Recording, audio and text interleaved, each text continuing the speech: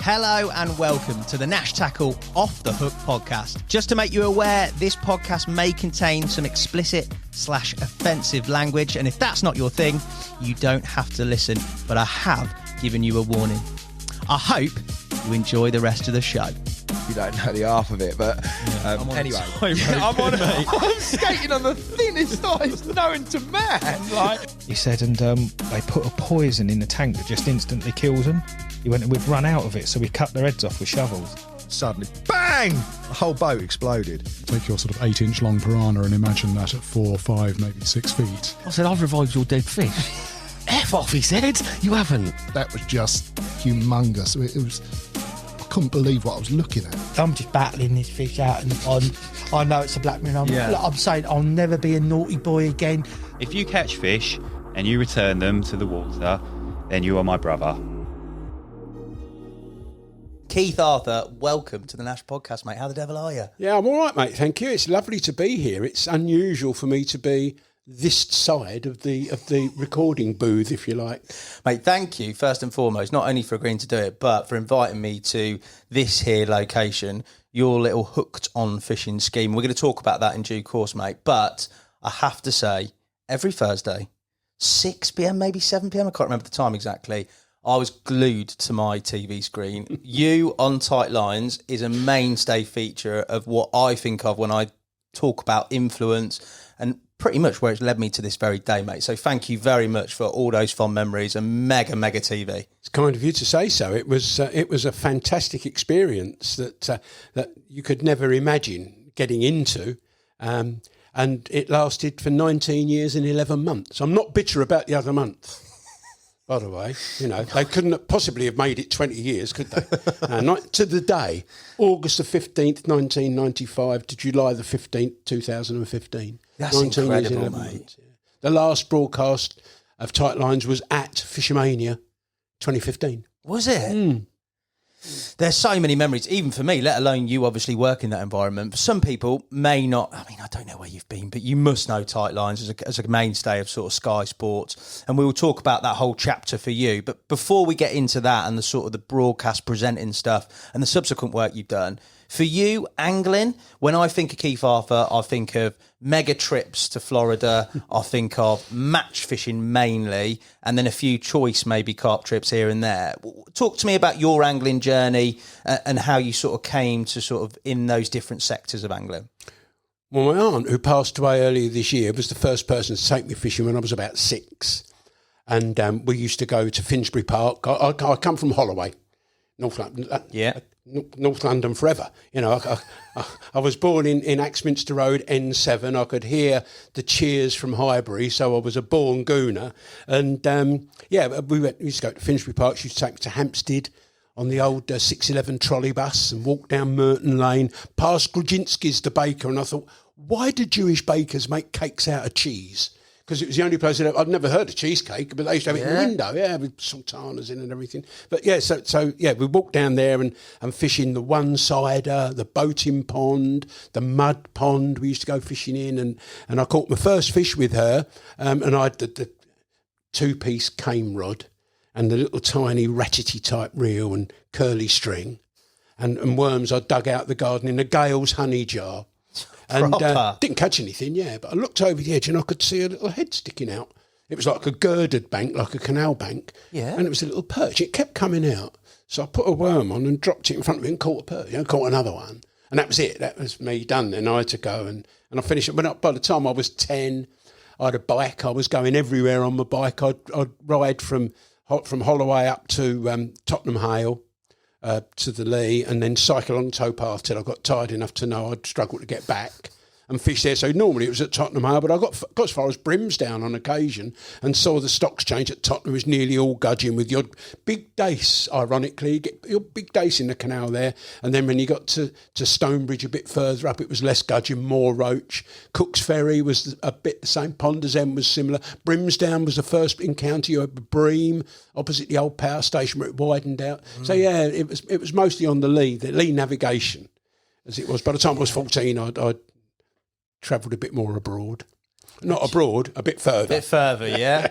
Yeah. That sort of early, I don't know, it's not match fishing, but it was that the prelude to going into matches from there? Was that part of the culture at the time, that sort of pathway, if you like? That's what the fishing was. There was no such thing as carp fishing. You know, I could see carp at Hampstead Heath, but you couldn't catch them. Nobody ever caught them. Nobody there fishing for them. Yeah. You know, sometimes you'd see one and on your float rod you'd put a big bit of bread, which they'd studiously ignore. They obviously ate something because they were big and fat, but they didn't eat what we used to take. Carp fishing and ledgering was... You know, was it? I used to ledger over Hampstead on occasion. I'd lose my one ledger weight, and I'd quite often fish with a key off the key ring as a weight to get me to the. Yeah, get me. You're a kid, ain't you? Don't care. Yeah, do that kind of stuff. It was. You don't want to snap off there, mate. No, the key's gone. I can knock on the door, like someone would be in. It was that kind of fishing. Everybody fished variations of the same way. Yeah. You know, you go back to the hero of my generation was Dick Walker, obviously. He was a bit older than me. And he only float fished. He only fished, very rarely did you see him ledger, except at Arlesey Lake, where he ledgered for the big perch and named the bomb, whether he invented it or something else, but he invented the name. And, it was all float fishing in those days, and roach and dace, and a bream was a big fish. Bream only fed in the summer because Mr. Crabtree said... You only caught, they were fish of the summer. You didn't catch them in the winter. Yeah. Never caught them out of rivers. You had to go to a lily-fringed pond. Did you? To catch bream. Oh, yeah, there were no bream in rivers. Mr. Crabtree never caught them from rivers. He caught chub and barbel out of rivers. I could find a bream anywhere, any month of the year, regardless, mate, I tell you, I'm a magnet. Yeah, there are a few about. There are. But yeah, that's where it all started. It started just very simply. And as I got better and more tackle, and started to want to catch more fish. I mean, I was piking when I was 12, 13. I'd catch it sounds a bit cruel these days, but I'd go to Tottenham Hale with a Hacks tin. Hacks were cough sweets. Okay. And they came in sort of an ovally shaped tin with a lid on, and you could go into a sweet shop and beg, "Got the Hacks tins, mate? You give you Hacks tin. Tie a bit of string around the top, holes in the top, fill it up with water, fill it up with gudgeon. Bring them home, put them in the enamel bath in the back garden. They'd all live. Put them back in the axe tin the next day, take them up to the North Met or somewhere like Abbey Cross Pit at Cheshunt and fish for pike. And of course you had loads, you used to throw them as ground bait. So you put one on your hook, live bait, swimming around under the big pilot float. I said, pike about throwing a handful of gudgeon for ground bait. Wallop. That's what, you'd never dream of it today. No. You know? But that's what it was then. And no pike ever went back. All pike were taken home and eaten. Well, don't forget until it was 12. I was 12 when rationing stopped. Yeah. So not all things were rationed when I was 12, but, you know, pike augmented the family's dinner table. So you catch a pike 6 or 7 pound. Dick Walker said that was the right size. Mostly they were 3 or 4 pound. But you caught them that big, took them home, filleted them, spat the bones out while you were eating them. I was going to say, they're quite bony, aren't they? Yeah. Not as bony as chub. Dick Walker describes chub as cotton wool stuffed with needles. I've never eaten a chub. Never eaten a chub too soft. No. But that was it when I was a kid, and it shows you how, you know, people think of cultural differences between us and other nations and their outlook to fish, and we weren't too much. It's not that long ago, is it? It's not. Well, it's not that long ago when you're my age. It's 2 lifetimes away for you. No. But as I said, I'm not around at the time. It's interesting to see that and hear about that. For you, match fishing, your sort of, how can you say, your own personal progression in that? Yeah. As it was part of the culture and the only form of fishing there, you caught them, you'd found out how to catch them, you'd been to different places by the sounds of it, experimented with maybe catching different types of fish in different locations. But then that segue into match fishing, was it part of that sort of progression for you? Was it Absolutely. natural? Yeah. I joined a club. I had lots of free fishing around. Yeah. But I joined a club to fish more exotic waters like the Great Ouse and Cam and places like that. I'd never been to the Suffolk Stour, Kentish Stour. And I joined a club. I was in that club. They had competitions. And I was doing quite well in their competition. Me and my mate Brian Upton, who owned a pub in Highgate Village, we used to go, we joined this club, the Old Crown, which had its meetings there, which is why we joined. And he was already a member.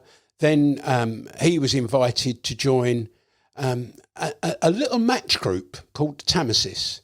And he got me in as well. He went straight into the team. I wasn't good enough, so I had to go and learn.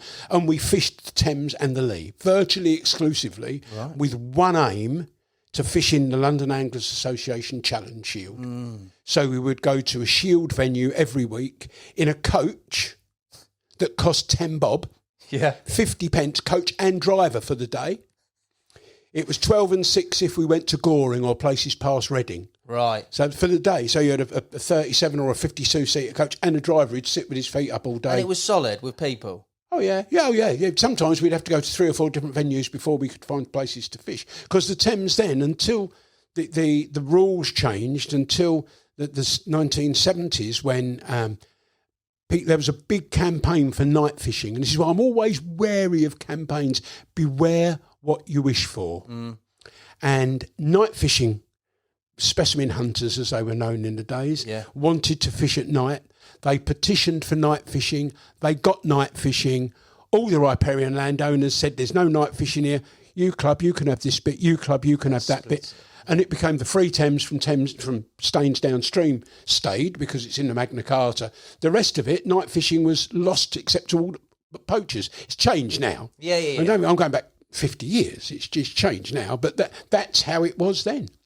So we used to fish, and we'd count all our fish because that's how the Shield was decided. It was ultimately weight. Yeah. But if you beat a team 80 fish to 5, unless they had a barbel or a 2 big chub or something, you'd won. So we used to count our fish. And I remember once going to a Thames meeting. I was only in it 2 years. And our secretary, Brian Gent, who now lives in the Lake District and has reverted to match-type fishing from salmon fishing and trout fishing in that order, he said, if we do well this week, we'll have our 1,000th goer of the year. Bear in mind, this is 8 to 10 people fishing every weekend. Wow.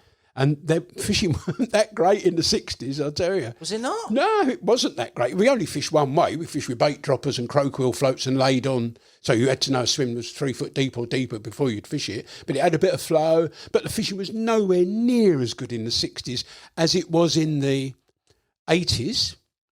And then it went down the toilet in the 90s for various reasons. Predation was one with cormorants. The Wildlife Act put cormorants upon us, and they bred and reproduced in enough numbers to make a big impact in the early 90s. And all the sewage works were cleaned up. So instead of having a nice bit of pollution coming in, which fed the river, which fed the natural life and produced colour, we had no sewage coming in to speak of. And it didn't come in big lumps like it tends to now. It was flowing in all the time, and the rivers were alive. And then suddenly there was no sewage, so everything went clear. The small fish didn't fed at night, so you didn't know they were there. Yeah, and now it's back. It's the best fishing it's ever been in my lifetime on most of the big rivers. But yeah, things changed. But that's what got me into match fishing. And the first match I fished was London Anglers Association match, and I got a 3rd place plaque. For 3rd in my section. And they were roving matches, so you fished where you wanted, and that was on a day at Maidenhead. There was a drop of water in the river, and I caught a few dace right down the edge. Yeah. Mate, it's incredible. That seems like, as we say, in years' terms, it's not that long ago, but in terms of the differences, even you look at the modern day match scene, I know that there's obviously natural venues and there's rivers, but this is like completely polar opposite to what you'd see if you went on the modern match fishing scene. Your match fishing journey, you said there that the 90s and the sort of impact in terms of rivers. Obviously, there was a big sort of commercial push. And when that came into play, for you, at that point, you were obviously an established match angler. When I think back to the days of you on tight lines and that era, you were well respected in terms of your match fishing, mainly on natural venues, silverfish, and not those carp. Yeah. That changed for you. Talk to me about that. Did you embrace that and go down that route, or did you always stay sort of true to your roots with regards to sort of silverfish? I was match fishing, and the matches were, but we had a perfect storm, didn't we? We had the increased predation, cormorants. We had the rivers being clarified. You know, I called it clear water syndrome at the time and wrote about it. And you know, I actually remember writing that. There I was standing at Ham Car Park looking at the Thames that used to be full of fish and now seems devoid of fish, wondering what the young people are going to be doing in 20 years' time, because I've loved that river for all those years and now suddenly it wasn't worth going to. But yeah, so what happened was we had the predation, we had the rivers shutting down, the rivers being very poor, we had the abolition of the close season, and we had the introduction of Sunday trading. And that was the perfect storm. Sunday trading in the first year cost rugby clubs 22,000 members in the first year. So now the Texas, B&Q, Tesco's, Sainsbury's were open on Sunday. Couldn't park in their car parks to go fishing. So you'd know where to park your car. Yellow lines started appearing, but there'd been no yellow lines on a Sunday. You could park anywhere in London on a Sunday. That got rid of the canals.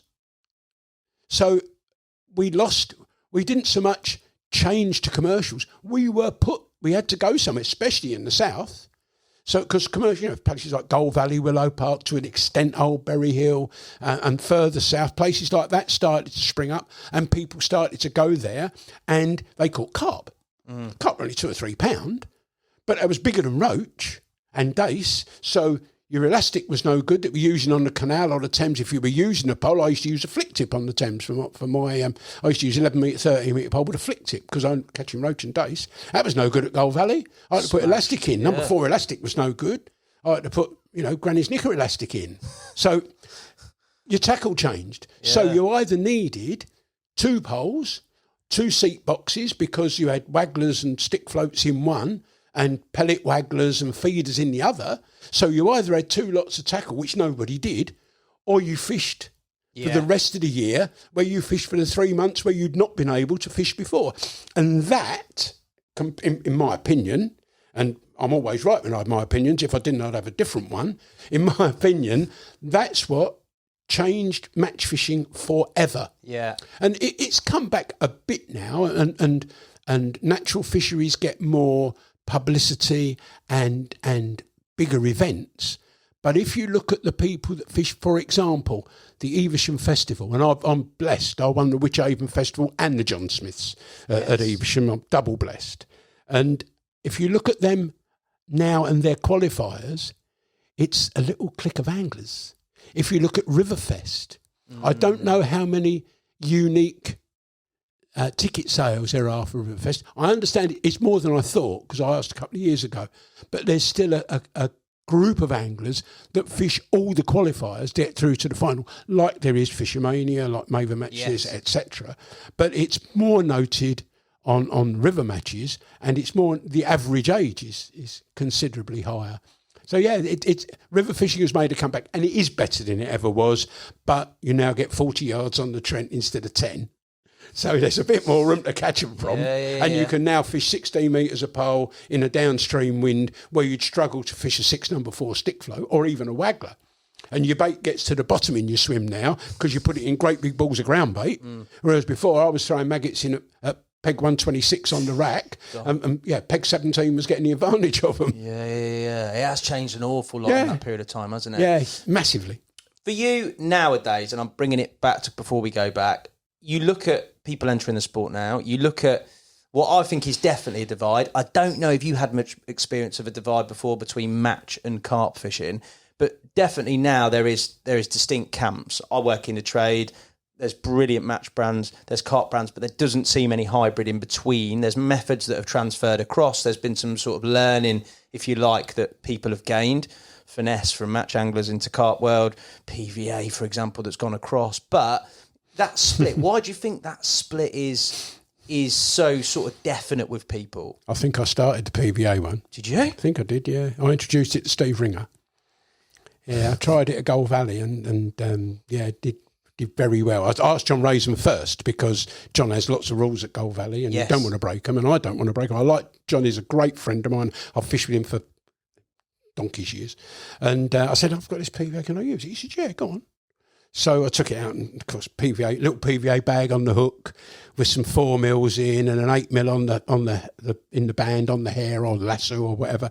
Yeah, and it changed match fishing forever. But that's the difference. When we measured that, you mentioned that there's a huge amount of crossover, and you look at some of the top carp match anglers. They're very, very good carp anglers, and vice versa. We spoke before we started speaking with these things and had about an old friend of mine, Joe Jagger, who we will incorporate everything here because Joe was a young angler of the year on tight lines. We knocked on his door in Barrow Inverness and said, come on, you're coming fishing. And now he's one of the most highly respected carp-style match anglers in the country. Yeah. And he was a very highly respected carp angler. He was sponsored by Nash. Yeah, carp angler. Carp angler sponsored by Nash. And he went through what I went through in about 5 years. Yeah. It took me a lot longer. Yeah. And he's now, whether he'll go back to that kind of carp fishing, because you satisfy everything now. You fish somewhere like Boddington. And you're scratching both itches. You're scratching the potential £20 carp itch, and I know it's potential £50 carp and £60. But on places like that, £20 a good fish, but you're scratching both itches, your match fishing itch and something that pulls line off your drag. Yeah, I see it. I can think of like Mark Bartlett, Kev Hewitt. They all love sitting on a box as well. There's not many of those in the general scheme of things. There's a few of them that have sort of come back to it, that enjoy it, but there definitely seems to be sort of that split and that divide. It's a massive split. There's a massive split. And there's a massive split, it seems to me, but it's based on the areas of the country. Yeah. Like, it's very difficult to sell tickets for big matches anywhere south of Watford. Really? Yeah. Once you get Northampton's a bit better, but certainly the northwest, northeast, sort of from South Yorkshire going northwards, from probably the West Midlands going northwards, there's far more match fishing, and it's the same split everywhere. Their youngsters will go into match fishing because that's what their peers are doing, what their parents are doing, what their mates' parents are doing, who they go fishing with. In the south, it's people fishing for carp, mostly carp fishing for carp. Yeah. You know what I mean by the difference? They're not match fishing for carp. They're carp fishing for carp because the fish have grown bigger. Yeah. There's more specialist carp waters, and always have been, in the south. There's a few, you know. I've read Tim Paisley and that. I know all about the fish up there, Graham Marsden. I've been through all that bit. But down here, there's no Yateley up there. There's no Darrant Valley up there. There's no Colne Valley up there, where everything is carp. Everything is carp. Cotswold Water Park now, which is new to me, it's the same. It's carp. It's the Brasenoses, the Oxfords, the Linears. Yeah. It's all carp. If anybody was going fishing from London to Oxford 40 years ago, they're going to fish a match at Medley or Donington or Binsey or one of those other places up there, you know, the Pink Hill and all points north. They were going to fish there. Eynsham, all sorts of places. Yeah, it's certainly changed, as you say. For you, when we talk about carp fishing, and not match carp fishing in essence, your experiences, when did you first sort of, I don't know, get lured into the dark arts of carp fishing? Well, when I used to do how-tos for the Angling Times with Kev Green, I said to him, the day you see me with a bivvy or a pod, I want you to put a bit of 2x4 as hard as you can into my left ear. And true to that, I've never owned a pod, I've never owned a bivvy, I've never slept while I'm fishing unless it's accidental, and I've done that and fallen off my box after going to an all-night party when I was about 25, fishing a match at Windsor the next day, and literally falling sideways off my basket. It was a basket back then. Yeah, I've done that. Keith. But no, I don't fish in the dark, mate. I don't. You're not? Even though I have fished properly for carp. Yeah. I've done it with guests, you know, been taken out by people like you mentioned Adam Penning earlier. I've been out with Adam and a few of them, Terry Detention, those, and fished for carp. But I've fished my stretch of the Thames for carp. I live near Richmond, and I've found some swims at Richmond where I can catch carp. I've never had a 20-pounder. The biggest one I've had is 19-pound 6. But as they will tell you on rivers like the Thames, size doesn't matter. No, one of my really good mates is John Gard, who's got a chapter in Terry's first book. He caught the 37-pounder from... I finished up behind where Terry used to moor his boat. He caught that carp. No way. Terry didn't have a boat there. Then Terry, he was thought of, but he wasn't... You know, it was very much in Terry's youth. And, Gard, he caught 37-4. And I'm you know, reasonably good mates with Simon Hartop and a few of the others, Mickey Gray, you know, I'll have a chat with from time to time. But I went with one rod and some bait and a apron to put my bait in and a big landing net and a rod rest. And I'd go down to the tidal Thames and I'd 2 or 3 swims I'd fish for carp, and I'd put some bait in and I'd catch occasionally a barbel, sometimes a bream, sometimes a carp, sometimes 2 carp. But usually when I caught one, I'd pack up and go home. Would you? It's 7 minutes walk. Oh, perfect. To my favourite, an 8 minutes walk to my favourite tidal Thames barbel swim. So I'd go down and catch a fish or 2, and I've beaten that one. You know, I've 4-pounders I've had out the tidal. Beautiful, fully scaled mirrors. Wow. Wild as anything, but I've had them out the tidal Thames. And I've mostly commons, funny enough. I've lost 3 in my time. Very, very big fish in the tidal Thames. I'm convinced one of them was a carp, because I caught a carp 17-pounder 2 casts later. And I was in an area where you'd expect to catch carp. I hooked a huge fish one day in my barbel swim. Right. That was probably a carp. But the most exciting one, I was fishing for big roach. More or less carp gear. Because the way I fish for big roach on the tidal is the same way as you fish for carp, but scaled down a bit. So it's with boilies, it's on a hair rig, it's with stripped off coated braid hook lengths, it's with gripper leads, it's with 8, 9, 10-pound main line. I'm only using 12mm boilies, so I'm not 15mm shaved down a bit. I like them a bit raggedy. But I went down there so it was the second night of the season, I think, or maybe after that. It was after that. It was in about September. I went down and fished a swim that I've caught a couple of big roach from. When I say big, I've not weighed them because I've never scales. They've been there or thereabouts 2 pound. And I like to fish the last hour of the runoff. Because I'm local, I can walk down there. Yeah, perfect. At that time. So it's like fishing the last hour off and the stand. So when it backs up, hits the gates at Twickenham and comes back, I like to fish that. And then when it starts to run out, I might fish for another half hour. But it was during the stand, it just stopped. So the water was backing up in the edge and more or less still in the middle. And I had a quite definite bite that moved the lead and set the hook. Classic, I've got a snag. Yeah. Right. And I honestly thought I'd hooked a branch coming down with the tide. So I'm slowly winding and getting more and more sweary as it gets close to the bank. And I got it where I couldn't quite see it, and it stops. Oh, it's caught on a rock now. So I jagged it a couple of times, and line started coming off my reel. And it started coming off my reel into the current. And it didn't fight like a carp, and it definitely didn't fight like a barbel.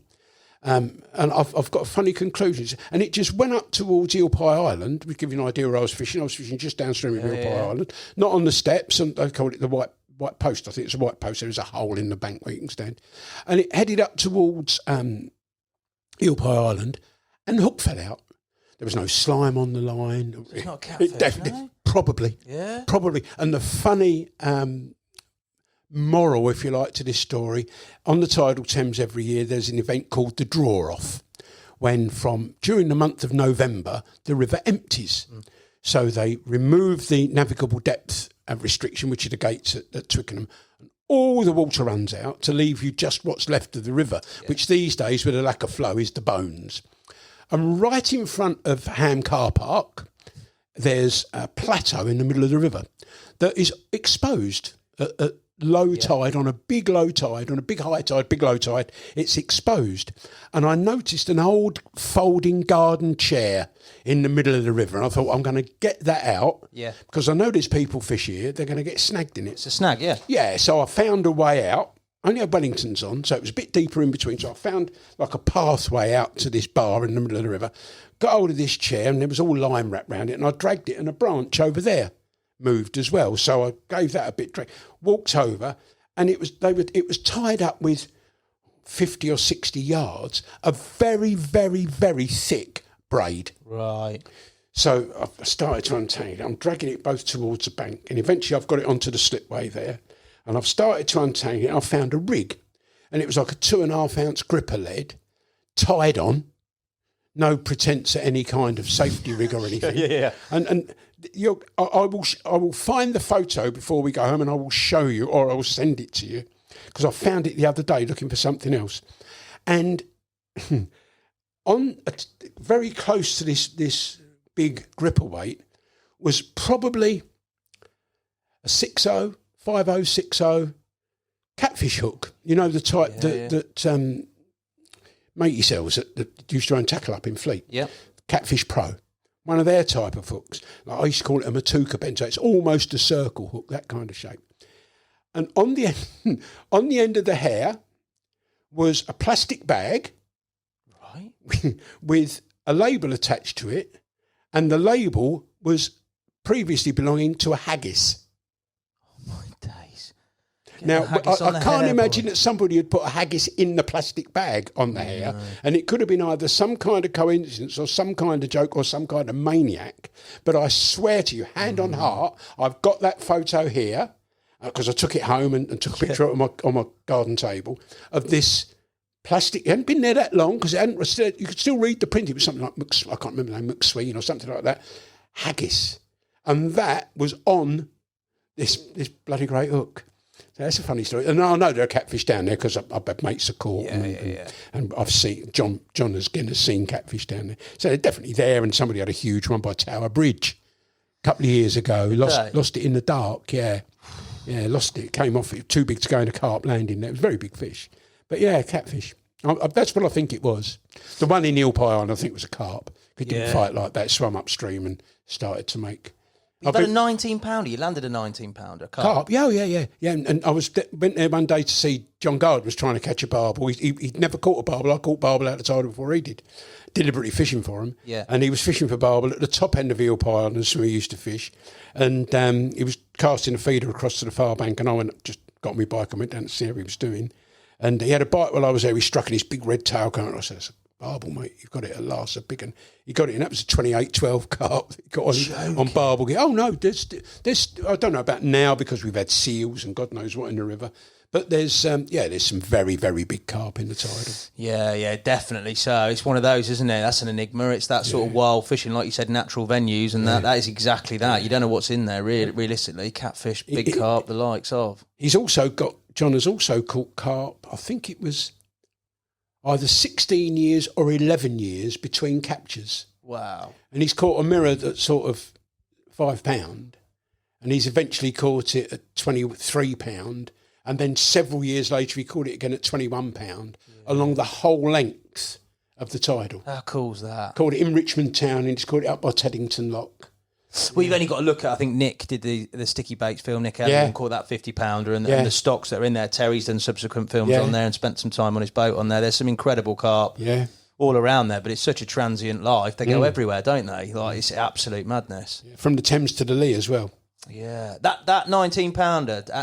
the fight, the scrap on that. I was fishing the far shelf. Yeah. Casting across to the island. Boilies again? Yeah, on a boilie on 2 12mm sauce. Yeah. Actually, yeah. I preferred using 2 small boilies to 1 big one. And, hooked it, and it's hook and hold because you're actually fishing to snags. Yeah. So it's a hook and hold, match angler's technique, rod tip under the water and pull. And I got it once it was in the middle channel. I was fairly confident I wouldn't let it get back over there again. And quite a long way off the water as well. But I had a long landing and a long landing handle and a big net, big enough net. And I was quite pleased to catch that. It was an old warrior as well, scales missing, common scales missing on the shoulder. I've got pictures of that as well. And it's only about 200 yards from my barbel swim, and I've had my biggest barbel came out of that swim, which is £11. I caught a few barbel out the tidal. Only one not fishing for them. Right. I've caught a couple when I've been fishing for carp, but that's hybrid fishing. 12mm is hybrid fishing. But I actually saw some very, very big roach in a swim one day, topping at the top of the tide. I thought, I'll get them. So I went down in my 20-foot match rod, centre pin, pole rig, bucket full of ground bait, literally full of ground bait. Put 12 great big edgehogs in at the start with casters and hemp and everything in, 12 in like that. I'm going to bag up here. Drop the float in, expecting it to go under first cast, because all those bombardments are rewarded with the bite. Right. Never a sign.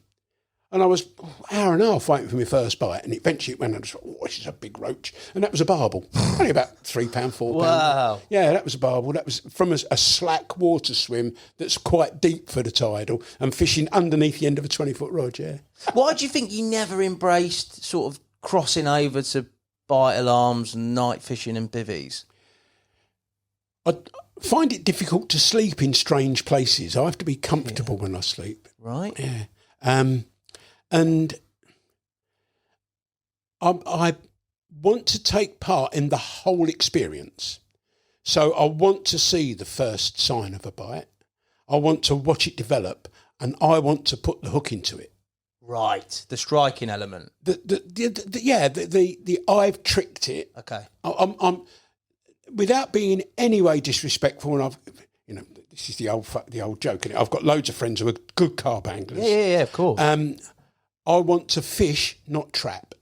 Okay. Now I understand I'm trapping every time I fish a feeder. I'm sort of trapping fish. Yeah. But I want to be actively fishing rather than passively fishing, if you know what I mean. And being asleep when you get a bite, for me, is passive fishing. You've got all the time in the world for the people that do it. I respect them enormously. People like Sean Harris and Julian Cundiff, we mentioned. People like that, and Terry, look at the devotion Terry's got towards it. Nick. All of the names you like that I've met through tight lines and on the bank and through working with Dyer. I was mates with Kevin in the 90s when we both worked for Dyer, the AKN 1, 2, 3, 4 best carp rod ever made, still in my view. But it's never floated my boat. And even now, I'd rather fish 3 hours than 6. Would you? Yeah, but I'd rather know what I'm going to set my stall up and what I'm going to catch in that 3 hours and do everything I can to catch it. Whether it's in one of these little ponds outside where we are now, because I'm fishing at Northolt, I'd rather go out there and say, right, I'm going to catch one of the stocky carp or something and use my pole, which is... Why would you use a rod out there unless you're trying to catch one of the bigger carp? Why would you use a rod? Because you can fish a pole in the middle of all the lakes, basically. And, I set traps. I put some bait in and fish my way through the roach and the rudd and eventually get a bait to the bottom and wait a little while and, whoa, I've got one. And pack up then and come back and have a cup of tea. Yeah. That's the beautiful thing about angling. It's different to everybody else, isn't it? But from my point of view, and we'll talk about it, you've had experiences. You referenced Terry, you referenced Adam Penning there, two of the best carp anglers. That the sort of the experiences fishing with them you think would be not sort of meaningful, because that's not right to say, but you think would think they'd rub off. Yeah, you'd think that sort of enthusiasm, that passion. I've only got to watch a tail film and I want to go out, and I'm not a campaign angler by anyway. I love a bite. I don't need to catch the biggest, but I want to go out on some rock hard pit, fish casters and catch like some monster. Do you know what I mean? Like Terry, they have that sort of persuasion, that influence. But for you, clearly that sort of that passion, that concentrated period of time, that intensity of your match fishing where you feel like you're striking and sort of you're the difference, if you like. It's not necessarily the tackle or the method you've got set up that's doing the work for you.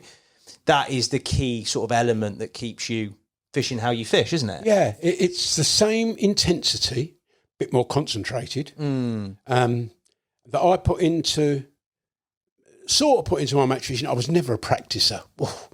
Most of the time practice. You said that before off camera, didn't you? I didn't go practicing. I used to go and fish matches. But I used to, during those matches, I was switched on. I saw everything around me and I never missed a bite. Well, I never missed seeing a bite. Missed quite a few over the years. But I was, and I could usually quite often tell people near me what they'd caught more accurately than they'd guess or lie about. But, I very rarely miss someone catching a decent fish or numbers of fish, but I was tuned in, I think is the word. I was tuned into my fishing, and I couldn't tune in for any more than 5 hours, I don't think. No, I completely get I couldn't be that intense for that long. And Terry's intensity and Nick's and Adam's is in a very different way. Yeah. They're very intense about doing something, but in an entirely different way.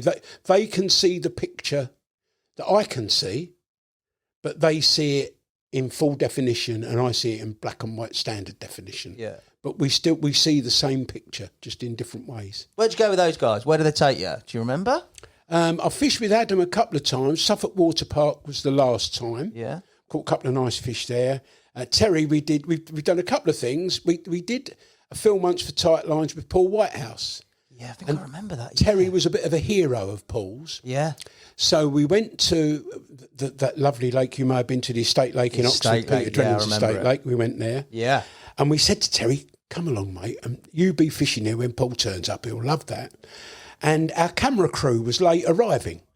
It was a regular. This particular camera person, I won't be gender specific, but they were regularly late, and Terry caught a £30.10 mirror that we filmed on our little tiny digicam when there were nothing like, and we couldn't put it into the film because we didn't have the main camera to film. We had a £30. We caught some tench with Paul. Didn't he put a still of it up on the Yeah, video? that's right. That's what we had. Remember that? Yeah, that's what we had. £30.10. Yeah, I went there with Adam as well. I had a beautiful. In fact, there's a picture in Adam's book. That I caught there fishing with him. I'd just come back from Florida, so I was a lovely colour. And you could tell it was a warm day. And we had these few carp feeding in the pads and some floaters out there. And I was watching these two carp avidly. And they were taking everything but mine. And mine had just come back and was resting against one of the lilies. And one came out from under the lilies and took it. And that was a proper battle. And Adam slid into the water to net it with his phone in his pocket, which in those days weren't waterproof, and his joggers. And he was pulling them up to camouflage his bum as he was getting out of the water because we were filming it. Yeah, £24 odd. Beautiful, most magnificent looking carp I've caught to this day. It was an absolutely sensational looking common. Yeah, sensational looking fish. What a place to fish as well. It looks incredible there, mate. Yeah, I've been there a few times. Kept fishing for tench. That's got to be a bit of you floater fishing, though. That's more sort of, I don't know, you're having to do a bit. I mean, there's controllers now that sort of set hooks for you, but that type of fishing where it's quite intense, it's not overnight. You can float fish overnight, but you're seeing that opportunity. You're setting the hook. You're very much in control of that with regards to all that. That's very much sort of, I'd imagine, more your style if I was to put it down on paper, no? Yeah, I'm not that keen on floater fishing because it's not allowed in matches. So it's not something I've ever sort of not allowed in nearly all matches. So it's not something I've ever really considered. And I almost think it's a bit cheaty. Do you? Well, yeah, you can see a fish and, you've done nothing to get that fish there apart from get it feeding on the top. What about mugging them when you're pole fishing? That's the same, isn't it? Or is that not? Don't do that. Do you not? Don't fish matches anymore. Oh, here we go. I have done it.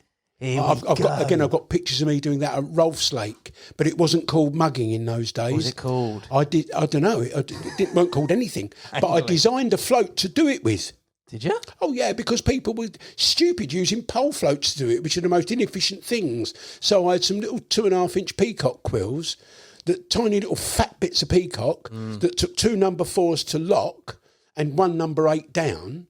And and on a long bit of line, because you start swinging a pole float out, the slightest breeze and it's going across the top like Lewis Hamilton's driving it. So I wanted something that would stay almost still. So using a 5-metre rig, fishing maybe half a metre deep, I've got these little tiny peacock floats and just swung them out underarm when I saw a fish. This was I only did it once at Rolf's Lake because they were notorious drifters there that you could feed and they'd come into your feed but not eat anything. Yeah. So what you had to do was make that little plop. They'd eat 2 or 3 pellets.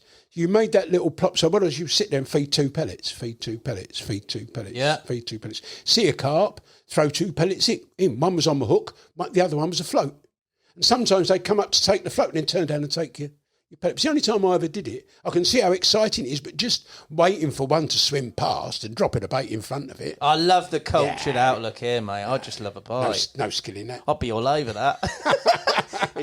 It's a common method. You see it now. I was out at a kids' session the other day, and the only way you could catch them literally is when they were cruising by because it was so hot. Yeah. You'd flick a bit of bread or whatever in front of them, and it was job done, wasn't it? Before you were here this morning, I riddled some maggots off, and I took the ones that I'd taken off out to the lake, and I could see a carp cruising across the top, and I fed some and it ignored them. I fed some, it swam the other way. I fed some more, it turned around and came into them. I thought, I've caught that. Now that's not mugging. Is that not mugging? No, I've made that one feed. Okay. I've not just made it take the bait by default. It's gone past, it's yawned and the maggots fell into its mouth or the boilies fall into its pellet, whatever. I've actually fed that one to feed. What about floating pole then, or whatever that method was back in the day? You're not having that, are you? But you made them feed there, didn't you? The first, you did. You did make them feed, and it was okay. I'm not really a gimmicky type angler. Yeah, I can see that as well. And that was invented at a place called Hayford Fishery. Yeah. And it was invented by one of the greatest match anglers there'll ever be. And he wanted to fish tighter to the bank, so he took his float off and pushed the pole under the bushes, not realising it was going to float.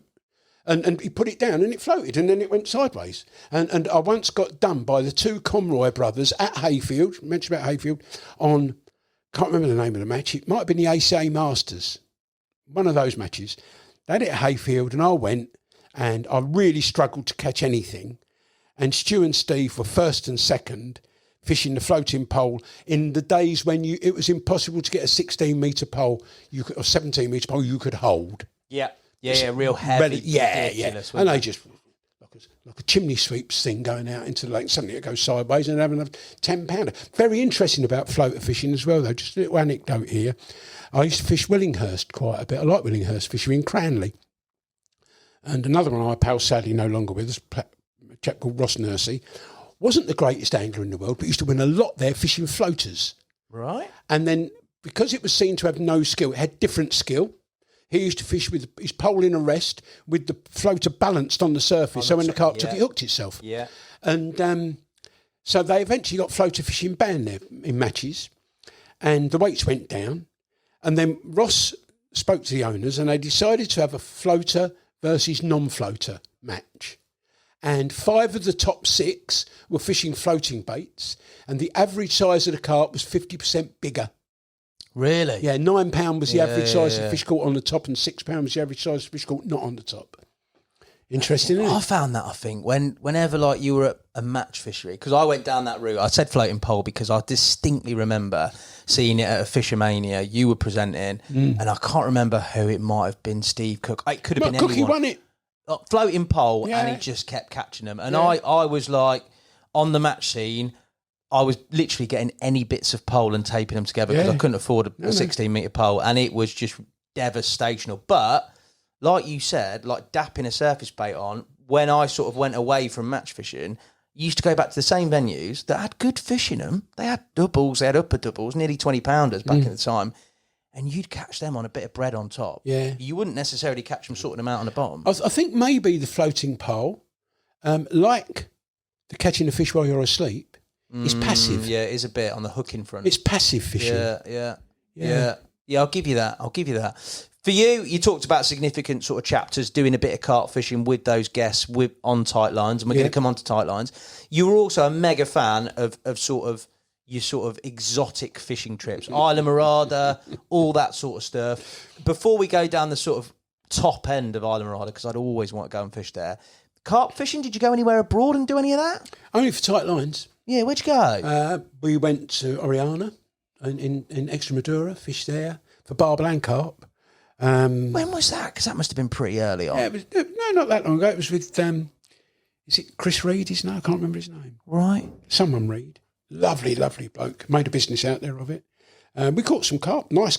Nice, pretty carp as well. Big, big, scaly things. Saw my first hoopoe there as well, which I thought was the size of a pheasant. Didn't realise it was the size of a bloody thrush. Saw this thing with a top hat on. It's a little bird. Oh, right. I thought it was a bigger bird. Right. And I saw him walking along. Well, that can't be. It's too small. And I looked up.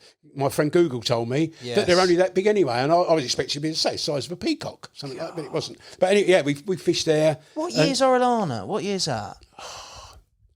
In the 2000s, I guess. That's got, because nowadays, obviously, that's received a lot of coverage in carp fishing media nowadays. Like we got Samir, a chap who pretty much lives out there, but he's caught loads of big ones. But this is a while probably before we'd seen content from there. Maybe. Yeah, it was as Kevin Nash used to say, it was in its infantry. Yeah, infantry.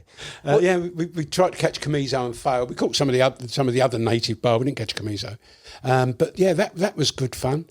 Where else? Went to Granada in Spain and caught the first ever carp out of this reservoir on a pole. We never fished a pole before. On a 16-pounder, big head.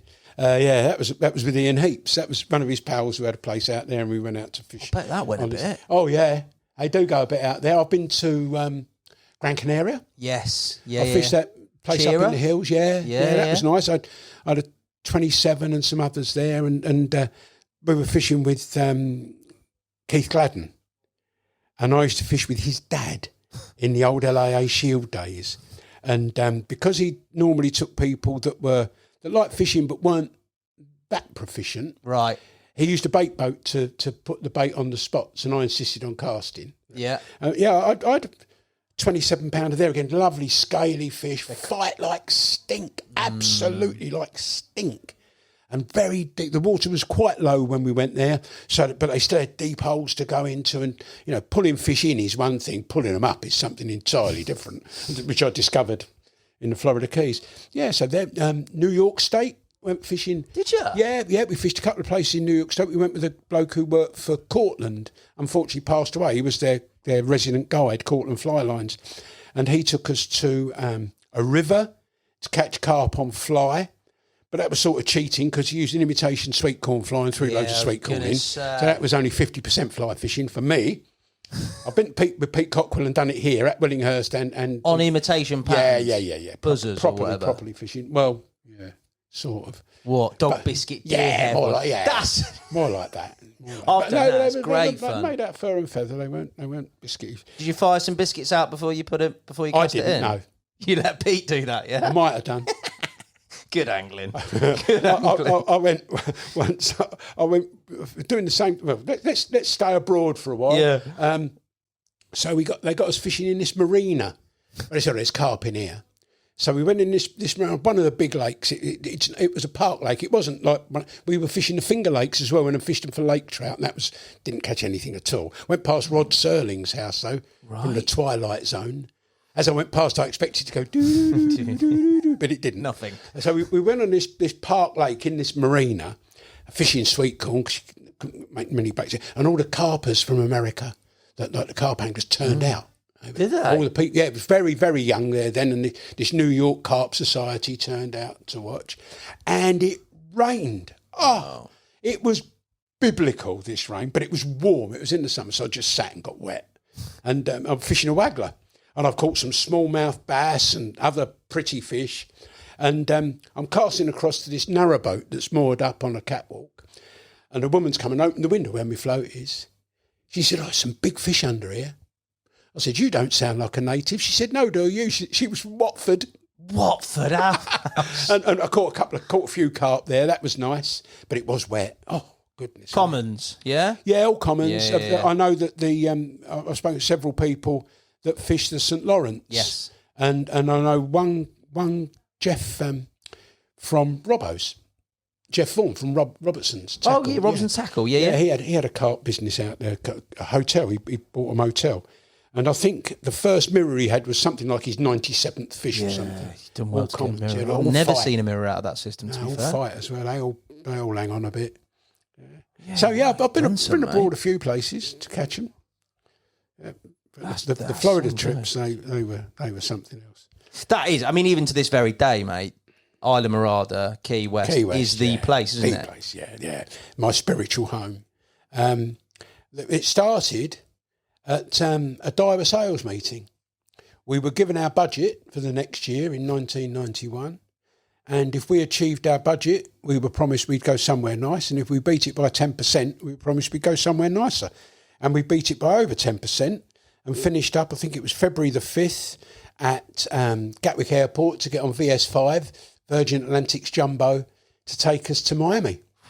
And VS5 now runs from Heathrow. Right. And I've still got the menu, the economy class menu, which was steak or lemon sole. And it sounds good back in the day, mate. Take me back. So there we are in this. We flew over there. We stayed actually at Marathon at a resort called Farra Blanco, which is still their very luxurious resort in those days, where True Lies was filmed. Right. True Lies film, Schwarzenegger. That was filmed in the marina there, Farra Blanco Marina.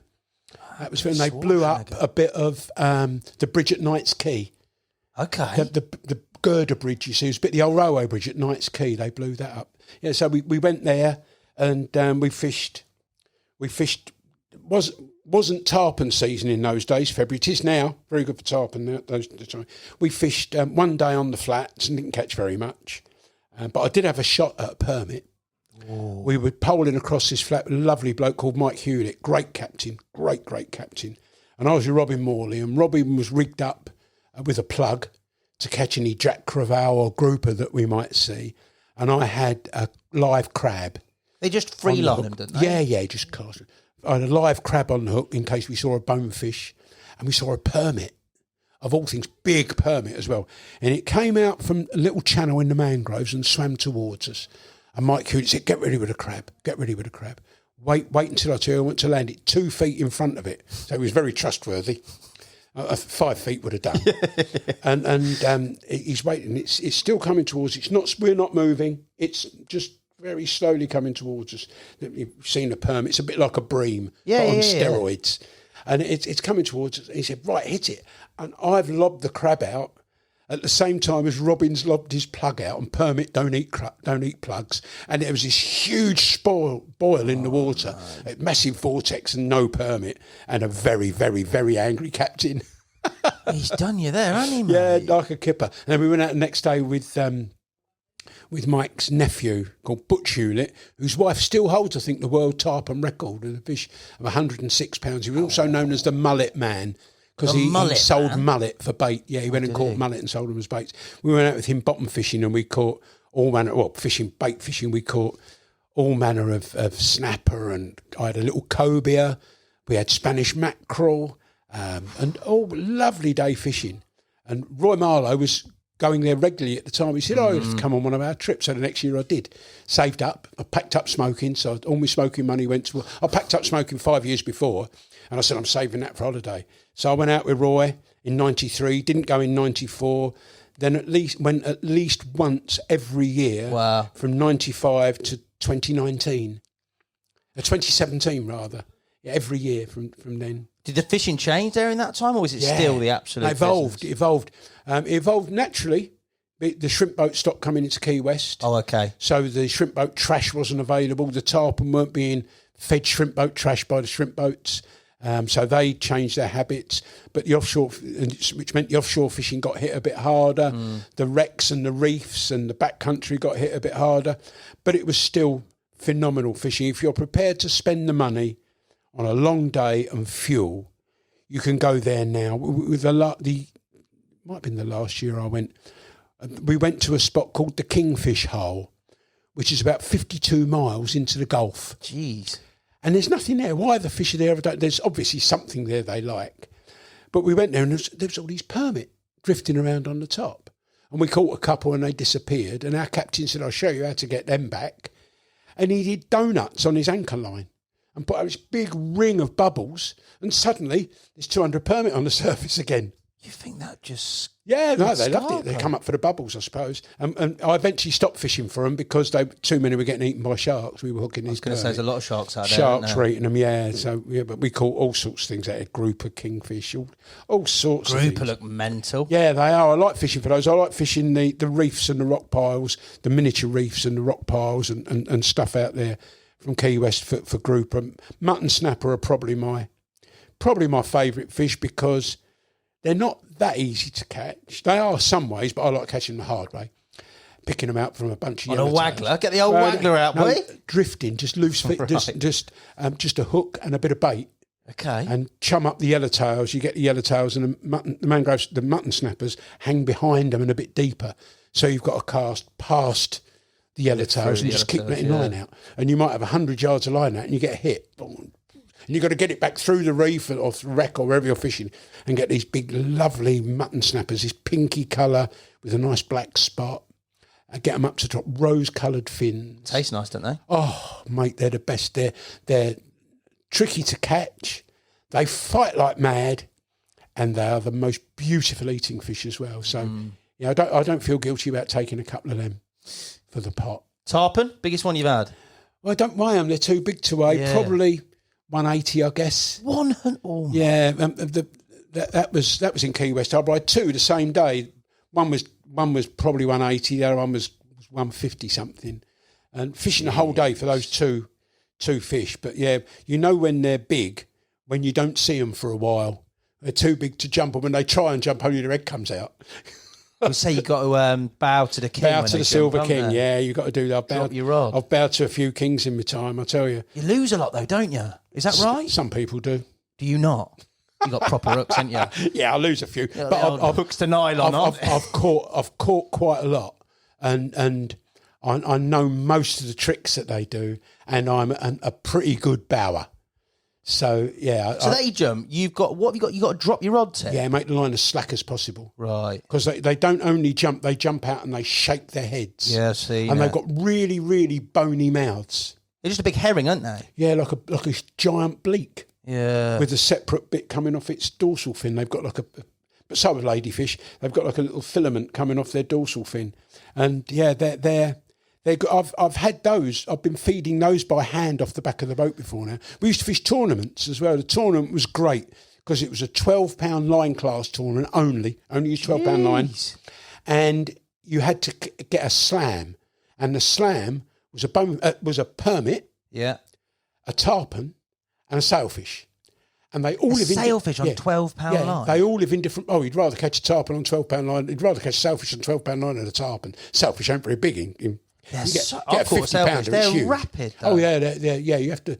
Yeah, you have to play them right. Slack line everywhere when I play this. You've got to keep it tight. But you don't have to bow to them when they jump. When they jump, wind, get them closer to the boat, put them through the air.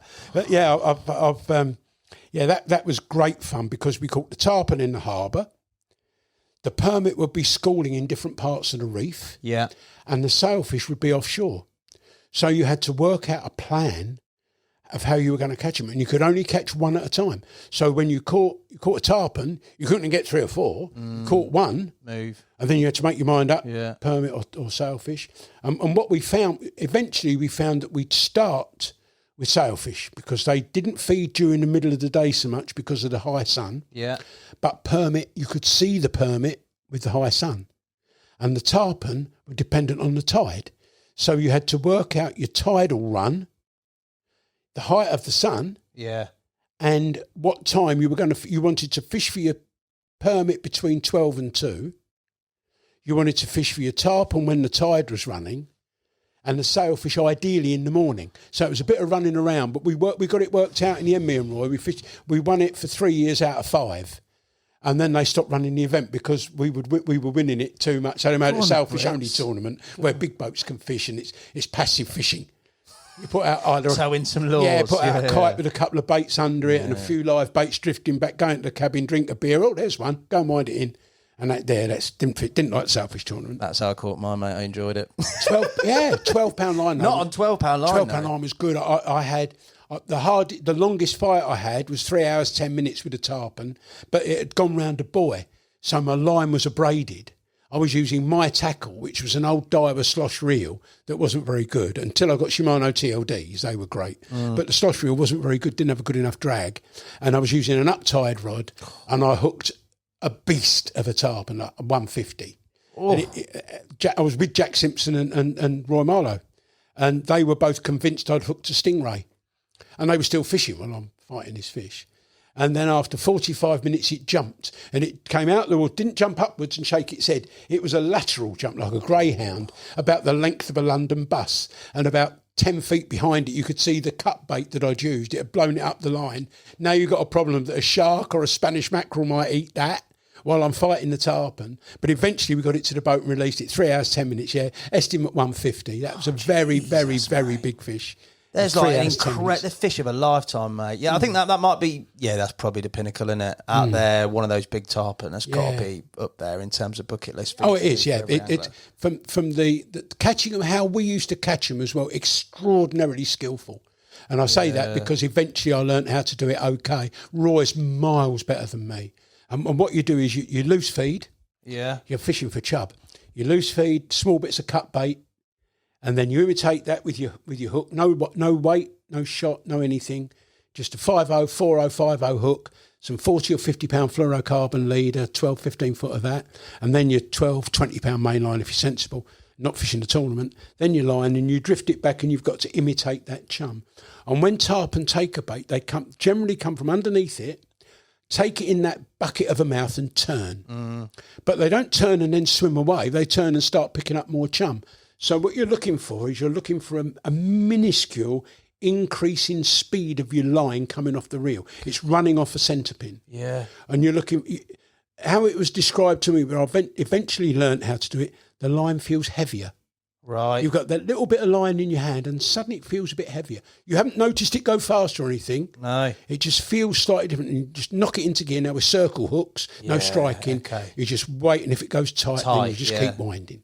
And then out they come. Oh, mate, take me there, Keith. It's great, unbelievable. Live baiting's okay. I don't like live baiting for tarpon. Plug fishing's all right. From I've done that, I had a few on plugs up to over 100 Fly? pounds. You had one on a fly? Very nearly.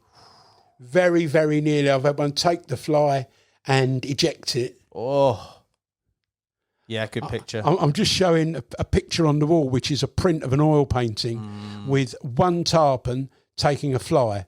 But if you look at the rest of the picture, there's loads of other fish in it as well. There's other tarpon in it. But that's all you can see is that one. That's a great picture that I'm not allowed to have on the wall at home. You know, it's just there. So it's on the wall here in the office at Get Hooked on Fishing, yeah. Mate, that's incredible. Tight lines. Absolute institution. I said it at the start of the programme. It's influenced loads of people. It was a mainstay of angling through the course of time.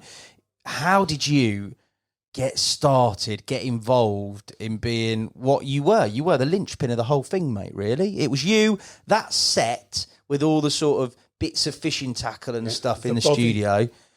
Drennan Young Angler of the Month, phone calls in, different subject matter of fishing every week. Mate, it was, honestly, mate, it's synonymous with me growing up in my childhood, mate. How did you get involved in that?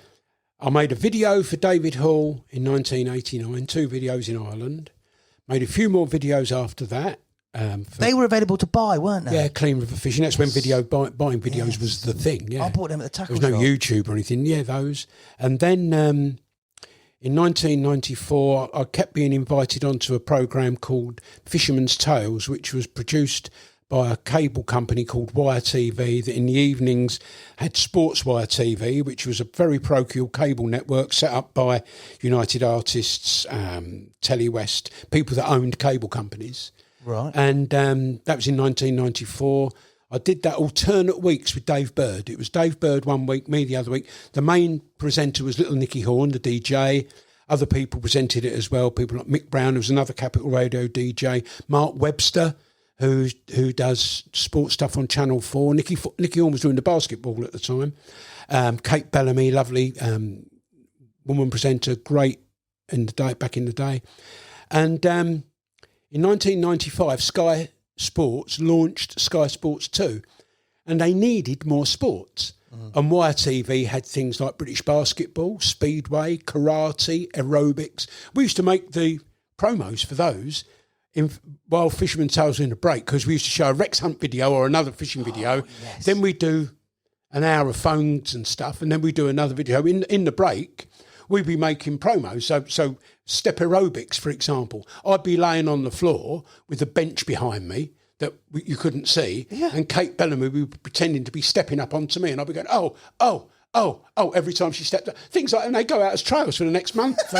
All that kind of stuff. It was great fun. I met some great people there as well. I saw the first ever prototype Predator football boot.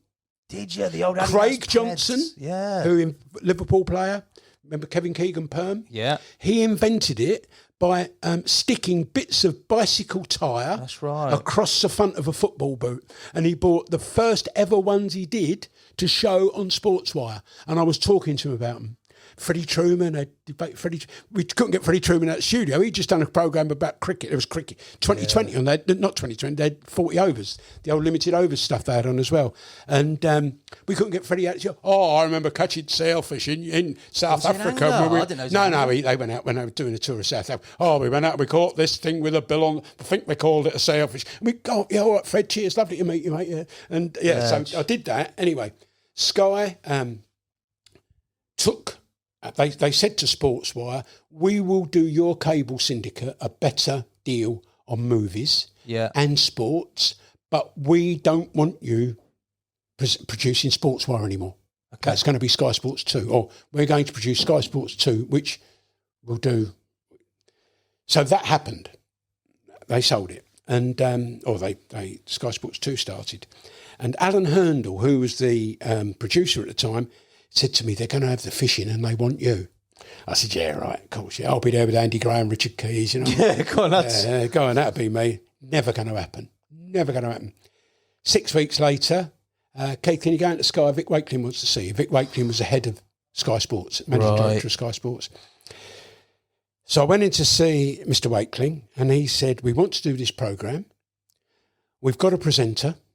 It's not Nicky Horn. We've got our own presenter who you will know. Yes, I will know him. And we want you to be our regular resident expert every week. The programme's going out live on Thursday nights, and we want you to be there. I said, let me think about it. Yes. Yeah, you ain't thinking for long, are you? And I walked in, and I'd be going past people that I'd been watching on telly. Who was there? The people over the years, there's so many of them down the years, it's hard to say. That particular one, but there'd have been, like the presenters, Charles Colville, who presented the cricket, was there, Richard Keys and Andy Gray were there, much smaller offices in those days, not like now, they're massive now. And so I said yes. So the next day I phoned up John Middleton, who was my boss at Diver. I was working for Diver as a rep at the time. Yeah. And I said, great news, I'm going to be on Sky Sports every week. And he didn't think it would work.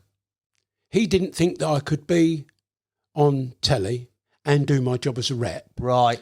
So he was very fair. He said, you can choose whichever you want. He said, you want to leave, you can leave and do your telly, or you can stay with us. So I said, well, I've got to leave. I've got to go to Sky Sports. Yeah, what an opportunity. I didn't even know if I was going to be paid, never mind how much. I knew I was going to be paid, but I didn't know how much. And I was giving up a really good job. Yeah, in those days, it was a good job. I had a big Volvo parked outside. I had all my phone bills paid and all that kind of stuff. So it was a lot to give up.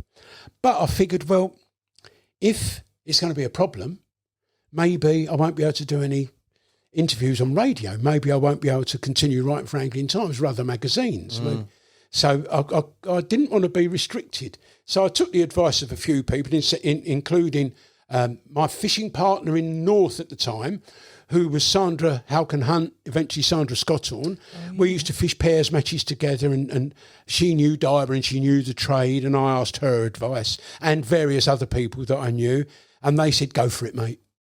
If you don't go for it, you'll regret it the rest of your life. So I went for it, and I told the producer at the time, a chap called Andy Story, that I'd had to give up my work. So he got me a few more quid off Sky.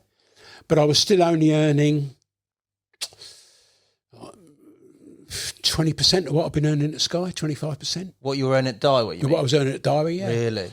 And that went up a bit over the years, and we got some, because there were no plans originally to do shoots. So we went, and I got paid 50 quid for doing a shoot. Yeah, and plus expenses during the week, and I had a bit of writing, and it worked out okay, and did that for a couple of years. Did a couple of first Fishermania I turned down because the first show I said was August 15th. Fishermania was on Bank Holiday Monday at the time, August Bank Holiday Monday, and the producer of Fishermania phoned me. He said, "Keith, you available to do Fishermania at the weekend?" I said, "No, sorry, mate." He said, "Really?" I said, "No, I'm fishing at John Smith's." Oh, you're fishing? Yeah. Oh, yeah.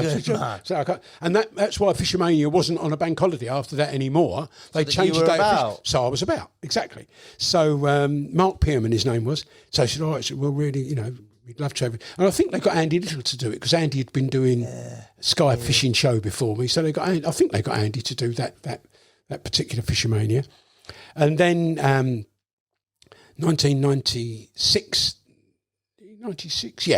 the Marlin World Cup came along. So I went and fished. Horrible. That was a real nasty. You wouldn't have liked that job. Yeah, that's 10 days, a couple of weeks before Christmas in Mauritius. I stood it for a while. And I went out on that. That was a matchroom event. I met Barry Hearn, Steve Davis. I was fishing with Steve, Alan Lamb, all sorts of. Steve Redgrave did one of those. Tim Healy, the actor. What were those boys like? Bruce Grobbler. All great. All absolutely great. Steve Redgrave's wife was a bit better socialiser than he was. She was real fun, absolutely joined in perfectly. Really, really. Steve was lovely, but a bit more reserved, a bit quieter. But they were all. Tim Healy's mad as a box of frogs. I mean, he was brilliant. Steve Davis, never play Scrabble with Steve Davis. Scrabble? Never play Scrabble with Steve Davis. Never, ever play Scrabble, or probably poker either. Snooker, definitely, but never play Scrabble. He's genius. Anyway, so in the February, I got a phone call from Luke Riches, who at the time was Barry's right-hand man. he said, can you come into Romford? Barry wants to see you. So I said, yeah, of course I can. No idea what it was about. Thought it was to do with Fishermania. So I went in, and his offices are moved now. They've moved into his old house, which is beautiful house in Brentwood. You've probably been to it. Yeah. And now he lives in further east even more. He's got an estate now. He's got 100 acres. He's got his own cricket pitch and pavilion. His wife breeds racehorses. Boxing events around there, didn't he? Yeah, exactly. So I go into these offices and I'm here, Barry. You know, large in life. No doors are closed. No secrets from Matchroom. And I keep talking to this bloke. Oh, I've got someone else to see. Let's go and get him. Come on, go down the stairs. Oh, this is so and so from Ladbrokes. You'll be working with him. Oh, hello, nice to meet you. And Michelle, who was his PA stroke receptionist, she'd made me a cup of tea. Get your tea. Come up with me. Sit down. So when he sat there, big huge desk. Sat down. He said, "Chat. Yeah, I like what you're doing. Did great on the Marlin World Cup. Who's your governor?" I said, "What do you mean?" He said, "Who's your manager?" I said, "I don't have one." He said, "Right, here's the deal. I want to be your manager. How much you earning?" So I told him, I think I was earning, I said around 20, you don't want to underestimate. Of course you don't. I don't know what it's for. So I said, about 25 grand a year. About 3 million, mate. Yeah, no, I said about 25 grand a year. Right, he said, "Here's the deal. You can keep that. I don't want any of that. Anything I earn you over that, I want 20%. I said, "Okay." He said, "But if you don't earn 60 grand in the first year, we shake hands and walk away." Oh, I'd snatch his hand I off. don't think I've ever told anybody that deal actually in public before. I might have mentioned a deal, but I don't think I've ever done the figures. So that was the figures. Oh. You can't refuse that, can you? No, I'm gone. So he sent me through his massive, great contract. And one of my wife's friends at the time, she was riding, and one of her friends, Pauline Russell, her husband was George Michael's manager. Jeez. So now I know someone who's a showbiz manager. "Tony, can you have a look at my this contract for me?" He went, yeah, you want that changed? You want that changed? Just bits and pieces. So I phoned up Steve Dawson, who was financial director of Matchroom, and said, "Oh, these changed." He said, "Just change them." He said, "Do what you like." He said, "We're not here to mug you." He said, we're here to make you rich, because the richer we make you, the more money you earn us." He said, "So anything you want, just put on it." Jeez. So we got it changed. Sort of changed the figure, Yeah. So got it changed, and I started working for Barry, and then eventually Bruno Brooks was the person I'd know. Go back to the start of the tight line scene. Brilliant working with Bruno. Learnt so much from him. He wasn't an angler though, was he? Yeah, fly fisherman. Was he? Did a bit of carp fishing, yeah, because he come from Stoke-on-Trent and he used to fish for carp there, but he turned, he started earning more money, so he was a fly fisherman, wasn't he? So he was really into his fly fishing as well at the time, and he liked his carp fishing too. So in a small way. Right. So I got on really well with Bruno. I went and sort of was a secret shop at his radio school, because I got the radio show as well just after that. So I was a secret shop at his. I went there as a stooge to his radio school, and all sorts of things. A couple of ventures that never came to anything that me and him were going to do. His idea we were going to do to open an online tackle shop before there was one. All this kind of stuff. Wow. And so eventually. I got another summons I got a phone call from Andy Melvin, who was the second in charge of Sky Sports. He was deputy managing director, and he, being a not particularly big Scotsman, right, told you how it was. Yeah. He didn't hold back. He would call a spade a shovel. He was like that. So Andy called me in, and that normally wasn't good news. When you called into the office by Andy Melvin, not normally good news. So he phoned me up. "Oh, Keith, it's Andy Melvin. I don't do it. I don't do it, especially Scottish accents. That's all I'm doing." He said, "Right, I want you to come in. I want to talk to you about tight lines." He said, "We're going to have some changes." I said, "Okay." So I went in, brusque and abrupt, sat in his office. "Right," he said, "we're changing things." And I said, "Well, it's very kind of you to call me in, Andy. I appreciate it." I said, "I've had a good run." "Oh, don't be stupid." He said, "You're the one thing we're not changing." He said, "In fact, we're getting rid of Chrysalis, who was still producing the programme, the same as they were Sportswire. Right. We're getting rid of them. We're putting the production in-house. We're giving you a producer. You're going to be the executive producer. We're going to build a new set. It's going to be very, very different. I've designed the set. Here's a picture of the bothy, because Scottish fishing building is a bothy. Here's a picture of the bothy. I've had a word with Barry. We've agreed a fee we think you'll be comfortable with.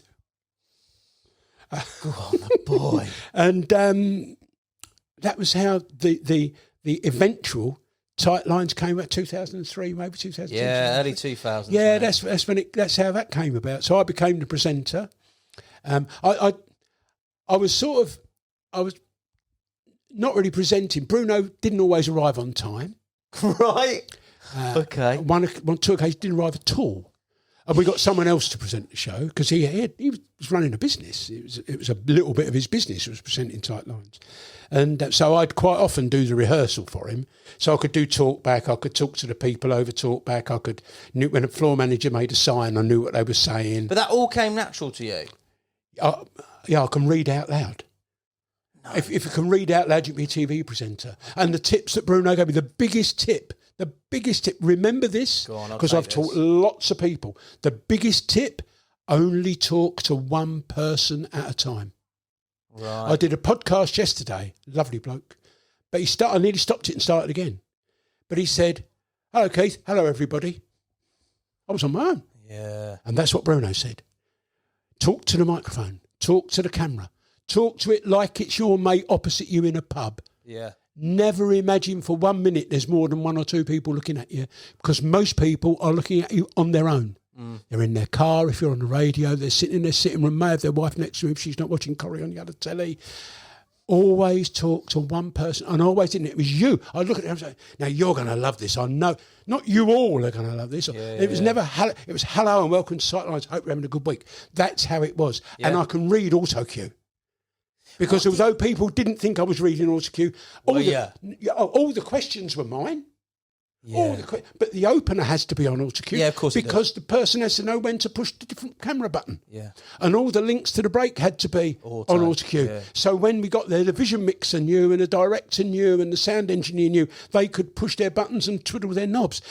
So that had to be rehearsed. I'll tell you what did me. I can waffle. Right, I can definitely waffle. Yeah, you're an amateur. Absolute amateur. Just bellow out anything. But what got me, World Fishing Day, and you did some of it. It was a few years back, Fishing TV. I can't remember exactly when, but I did Carp Wars live. Yeah, and that was the first time I'd had an earpiece in. I could do everything perfectly fine. There was a little bit of auto cue, but a lot of it was unscripted. You were sort of filling in depending on what happened. And the first time I had some bloke in my ear going, we're going to the break in 10, 9. I was like, what is kicking off him? I could not do Tim, that. Yeah. So for you to do that on a live TV show, like consistently week after week, that must be some sort of natural inherent talent, mate, because that takes a lot. That is hard work. You've just got to build the time in your ear and stop the other person speaking. You've got to get to a full stop. Yeah. And then turn to the camera and read your bit. And I used to do it on the radio as well. They used to give me hard timeouts when I did Fisherman's Blues. And one of the things I did, I mentioned going to Bruno's radio school. Yeah. When I went to Bruno's radio school, there was this bloke in it teaches people how to present and produce radio. So there was this guy from Coventry, never forget him. And we were all asked, because I went there as a participant. Did you? Yeah, I wasn't as part of the team. I was there learning how to do radio as a secret shopper type thing. So this guy came, he said, where I live in Coventry, all the radio shit, and I'm going to form my own station. I'm going to do... And that Bruno's few hackles he had remaining went, whoop. He said, we're going to do him. Yeah. We're going to do him. And we did practice programmes, phone-ins. So we get people phoning in, and we were the people phoning in, or they were phoning me, or whatever, and we did phone. And you had to read a news report from your ear. So in other words, you were getting a news report from someone live, and you had to relate to the microphone what was happening, and you had to have phone-ins. And they set this phone-in topic of caravanning. Now, I did a few overnights at TalkSport, and I did them as... I wanted the programme to be called The Devil's Advocate, or The Devil. It never came about, because I wanted to argue with people. Right. And whatever side they took, I would argue from the opposite standpoint. Whether I agree with it or not, it was debating. I learnt debating at school. So I wanted to debate, just to test the depth of their argument, the depth of their opinion. I really love doing that with people. Anyway, this bloke from Coventry got him. We started, and he had a viewpoint. He's a presenter, but he had an opinion. He hated caravans. So I started waxing lyrical about the drive down the M5, then the A30 down to Cornwall, and you go past these lovely lakes, and if you look over, you can see Haytor. And I kept going, and go to the news, and I kept going. No, yeah, but you're causing traffic jams. No, they're all driving too fast. If they only went the same speed as me, 35 miles an hour is plenty. They can see the stags, they can see the Dartmoor ponies. And he was a minute and 3/4 late going to the news.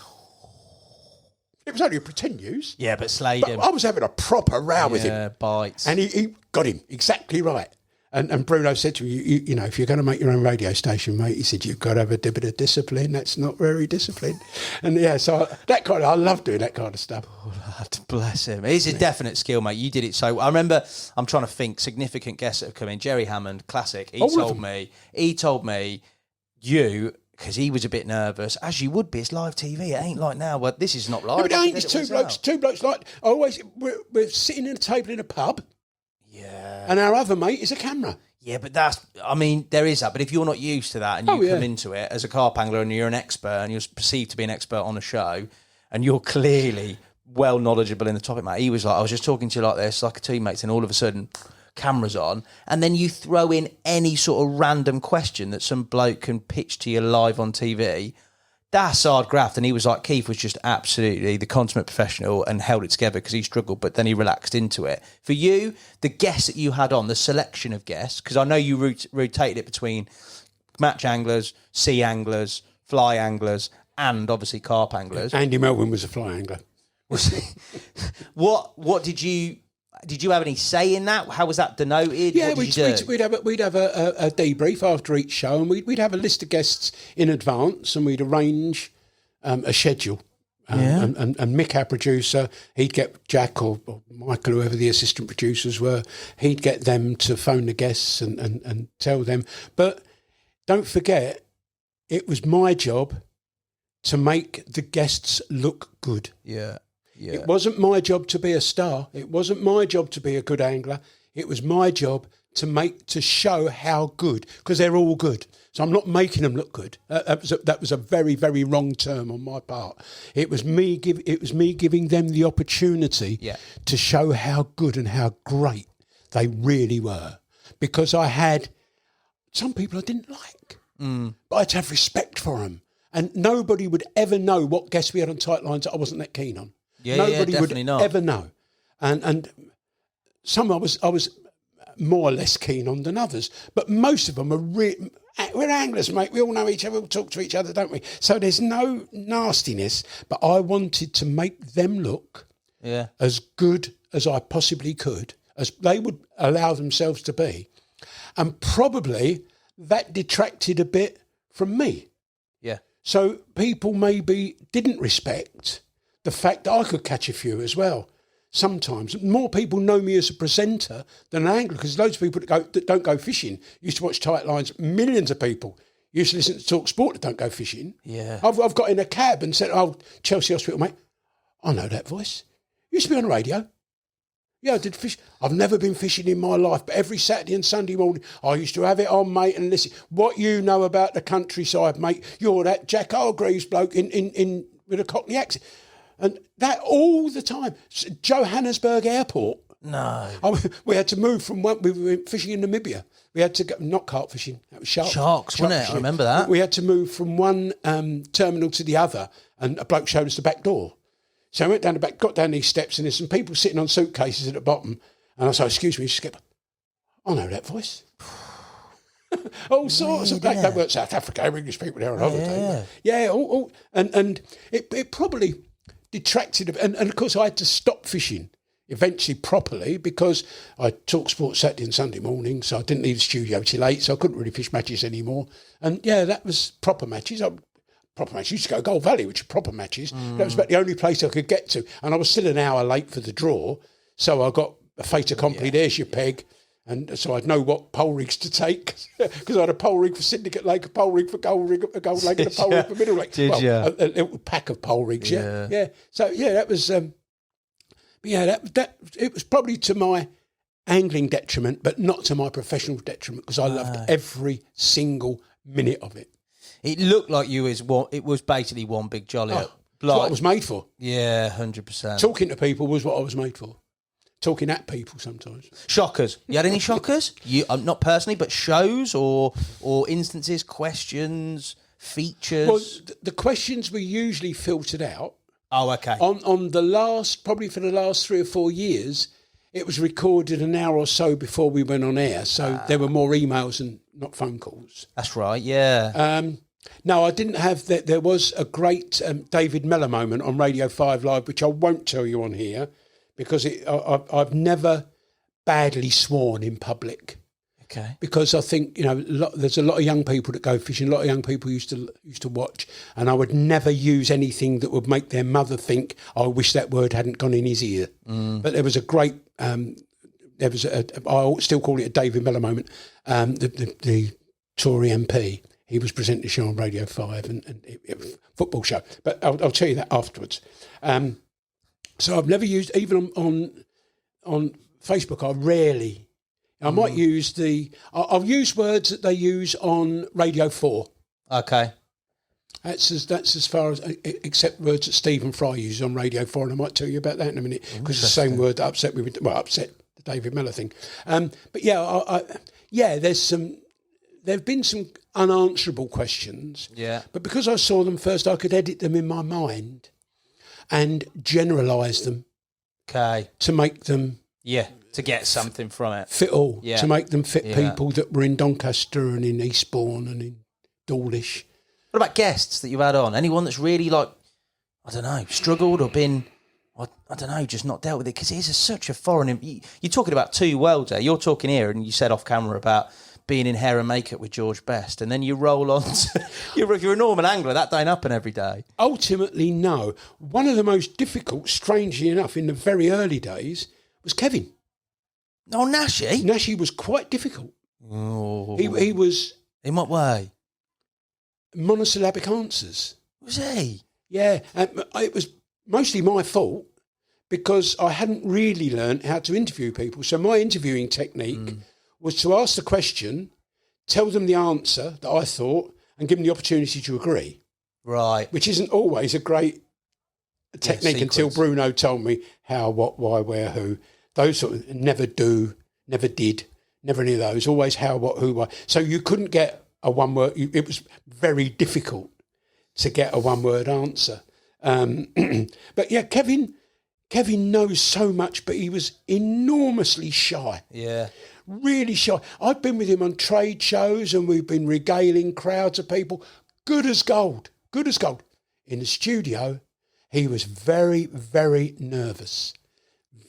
Tony Kirridge, Tony's of Eastbourne. He was another one. Very, very, very nervous in the early days. Probably less so when I was presenter, because they weren't scared of me. Yeah, you knew you. Yeah, Bruno exactly. Brooks had done Top 40 for 7 years. He was a national hero. Everybody knew him. He was a big, big star, presenting Love at First Sight and all sorts of things on Sky. He was a big national... I was a bloke who went fishing. And still am a bloke who went fishing. When I was doing Tight Lines, I was a bloke who went fishing. It just happened to be on one day a week I'd sit and talk to my mates over a table with a cup of tea about fishing.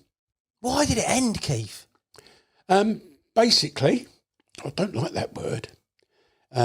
It's financial. Was it? Sky... Your wages, wasn't it? Yeah. Couldn't afford him anymore. Let's chop it. I offered to do it for nothing. No. I said to producer, I'll do it for a year for free. Yeah. But what it was a very expensive show to put on. Not in comparison to other shows, in comparison to normal life. It took 17 people to get that show on telly. Yeah, that's mad, isn't it? We had 3 sound engineers, we had 2 lighting engineers, we had a studio floor manager, we had a makeup artist who was on call all the time. They were in the makeup department, but they have to come in. But still, yeah. Touch us up, for want of a better term. We had people who had to build the set every week, take the set down every week. We had a producer, we had an assistant producer, we had a production junior, and we had me. And in the studio, in the gallery, there'd be a vision mixer, all sorts of technical people. And Sky made a decision to cut live studio production. Right. even as live studio production. So at the same time, lots of magazine shows went. Probably the only survivor was Soccer AM, which went this year. Yeah. The only show of its type. But after that, the boxing programme used to be done at one of the fights. So instead of having it done in the studio, I've watched Test match cricket being presented from the corridor. You know, they now do Test match cricket. The studio is at the ground. Yeah. You know, and they built this massive studio complex with brilliant high definition studios. Too expensive. When you've got to pay the money you've got to pay for F1, Premier League. Yeah. That takes a lot. That's a lot of money. Yeah. And you've got to make it how the Premier League and how Formula One want it to be made. There's a great deal, huge amounts of money go into that. Yeah. And you pluck off at the bottom first. And I thought, I put in a proposal, I didn't put it into Sky because that would have been disrespectful to the producer. I put it into our producer. I said, this is how I can see it operating. Mm-hmm. We've got over 500 films stocked in our cloud because by the time I left, there was nothing on tape. Yeah, of course. It was all at this big... The cloud. Yeah. The cloud. The Sky cloud. And we've got 500 films in there. Some of those will be time relevant. So some of them won't be able to be shown in that format. Mm-hmm. Most of the others, you can show them at any time. They can go out any time. So what I think we should do is do our normal show on the bank. Yeah. Every week. We'll go out and we'll do, not our show, our normal shoot. So we'll go out chub fishing to the Dorset store, carp fishing to so-and-so with a guest. Yeah. And we'll do that as we would for the normal 6 to 9 minute film. Yeah, the feature. But we'll present the show from there. So we'll do the links. We'll do a chat with that guest. Not while we're fishing off for fishing, like we're doing here. Yeah. Only somewhere cooler, hopefully. Yeah, it's hot. Bloody not in here, mate, isn't it? Yeah. So we do this kind of chat and then link to the films, do a weather at the end, see you next week, tight lines, that kind of stuff. And I don't think he wanted to do it. Right. I think he really liked the studio work and he didn't quite bite at it. But one of our presenters at the time was Andy Ford. Yes, of course. Who did our, and went off with Rob and bank. Came up, which is tight lines on the bank with a different name. Yeah. And it was that concept. So I know it would work because it works for Andy. I mean, unfortunately it's on BT. That's unfair to say that. Unfortunately, BT don't have a budget for it, so he makes it himself and has to fund it himself as well. And I worked out we could do tight lines with a producer, a cameraman, and the talent. Yeah, mate. The talent being the other person. It's you, mate. That's unbelievable. I was absolutely gutted when it went. There was so much in it though as well. You talked a little bit there. There was I remember fishery focus when you named a few the fisheries in different locations. I remember distinctly other people. There was a lady involved who was a salmon angler. I can't remember who she was, but she did a bit of salmon fishing. There was Anne Woodcock. Various different other people, and the young angler of the month, which was always and the Young Angler of the Year, which you picked out, but you always submitted Young your Angler photos. Was something. We had Young Angler, we go to Barston and all catch loads of fish. They'd fish with the stars, with the Drennans. Drennan supported the show magnificently. Yeah, it did. It was Drennan, wasn't it? Magnificently. They were fantastic supporters of Tight Lines. I've been mates with Peter Drennan for 50 years, over 50 years. Yeah. So it was, and he was deeply involved personally. Yeah. With the Young Angler. Yeah, it was great, mate. Yeah, and how long would it have gone on? I mean, I was nearly 70 when it stopped, and it's bring it back. Where's Sky? Get on it. Send this to Sky. Get it's only it down back the road, on, mate. Yeah, get it back on. We're within 10 miles of it now. Let's get it back on, Keith, mate. You've still got it in you, mate. Got another 30 years, easy. Nowadays, mate. Yeah. For you, nowadays, talk to me around. Obviously, we're here at a mega facility. I mean, it might be roasting hot in this kitchen that we've commandeered, but what's going on and what you're involved in. Well, I'm chair of trustees of Get Hooked on Fishing, which has been going for quite a long time. It's had a couple of incarnations. This is its latest. We've not got enough money, as charities don't have enough money. I volunteer my time here because I love what we do, and we've got 4 projects still. We've got one in 5 projects if you split the West Midlands in 2, North West Midlands, South West Midlands, which is run different, same sort of people, but We've got North East. We've got a chap in North East who does a project for us. Heather up in Scotland, Heather Lauriston in Scotland, and Gelton Fishing Ealing here. This is the only one with these facilities, and we're lucky that the council built these lakes. It was an old landfill site. Right. And you'll notice if that wall wasn't there are 4 quite big hills. They're artificial. And they were built to bury what they couldn't sell of Wembley Stadium. Really? So they wanted to build those mounds, which have got paths on, so you can go up and down, you go round to the top. It's half a mile to the top and round. If you walk around the path, and massive views from the top. It's got one of the beacons that they use for royal events on the top of one of them. And where they took the soil from left holes. So they decided to make it into lakes. They invited several people to put in ideas for it. But it's not viable as a fishery. Mm-hmm. You could never make enough money to pay someone's wages, just one person's wages, from day tickets, memberships, etc. So they put it out to tender, and the charity tendered and got the gig. The charity got a big amount of funding up front with its original incarnation, and that didn't work out somehow. Yeah. And the person who founded the charity eventually left the charity. It then was taken on by the trustees, who employed a CEO who ran it from Scotland, and then they were from New Zealand. They were going back to New Zealand, and Sarah Collins, who'd been volunteering for us for quite a while, was interviewed for the job by the then chair of trustees, who was a circuit judge, a High Court judge. Right. He interviewed Sarah and gave her the job where she still is, and she now works 24/7. She answers the phones whatever day, because we've got no money for staff, so Sarah is the staff as well. She runs the whole shebang, and is also on the board of the Angling Trust as well. Yes, yeah. So, and we operate this as a facility. We get school groups here. We get normal, how do you describe it? We get regular schools. Mainstream schools come with various things. But our main work, the main reason for the charity is, as it always has been, is on social inclusion. And the original title that this charity evolved from, it wasn't this charity, was Get Hooked on Fishing, Not Drugs or Crime. Yeah. And it was originally founded by a copper who was funded by the police to run the charity. Yep. So we do a lot of work with social inclusion. We have groups of refugees here fishing.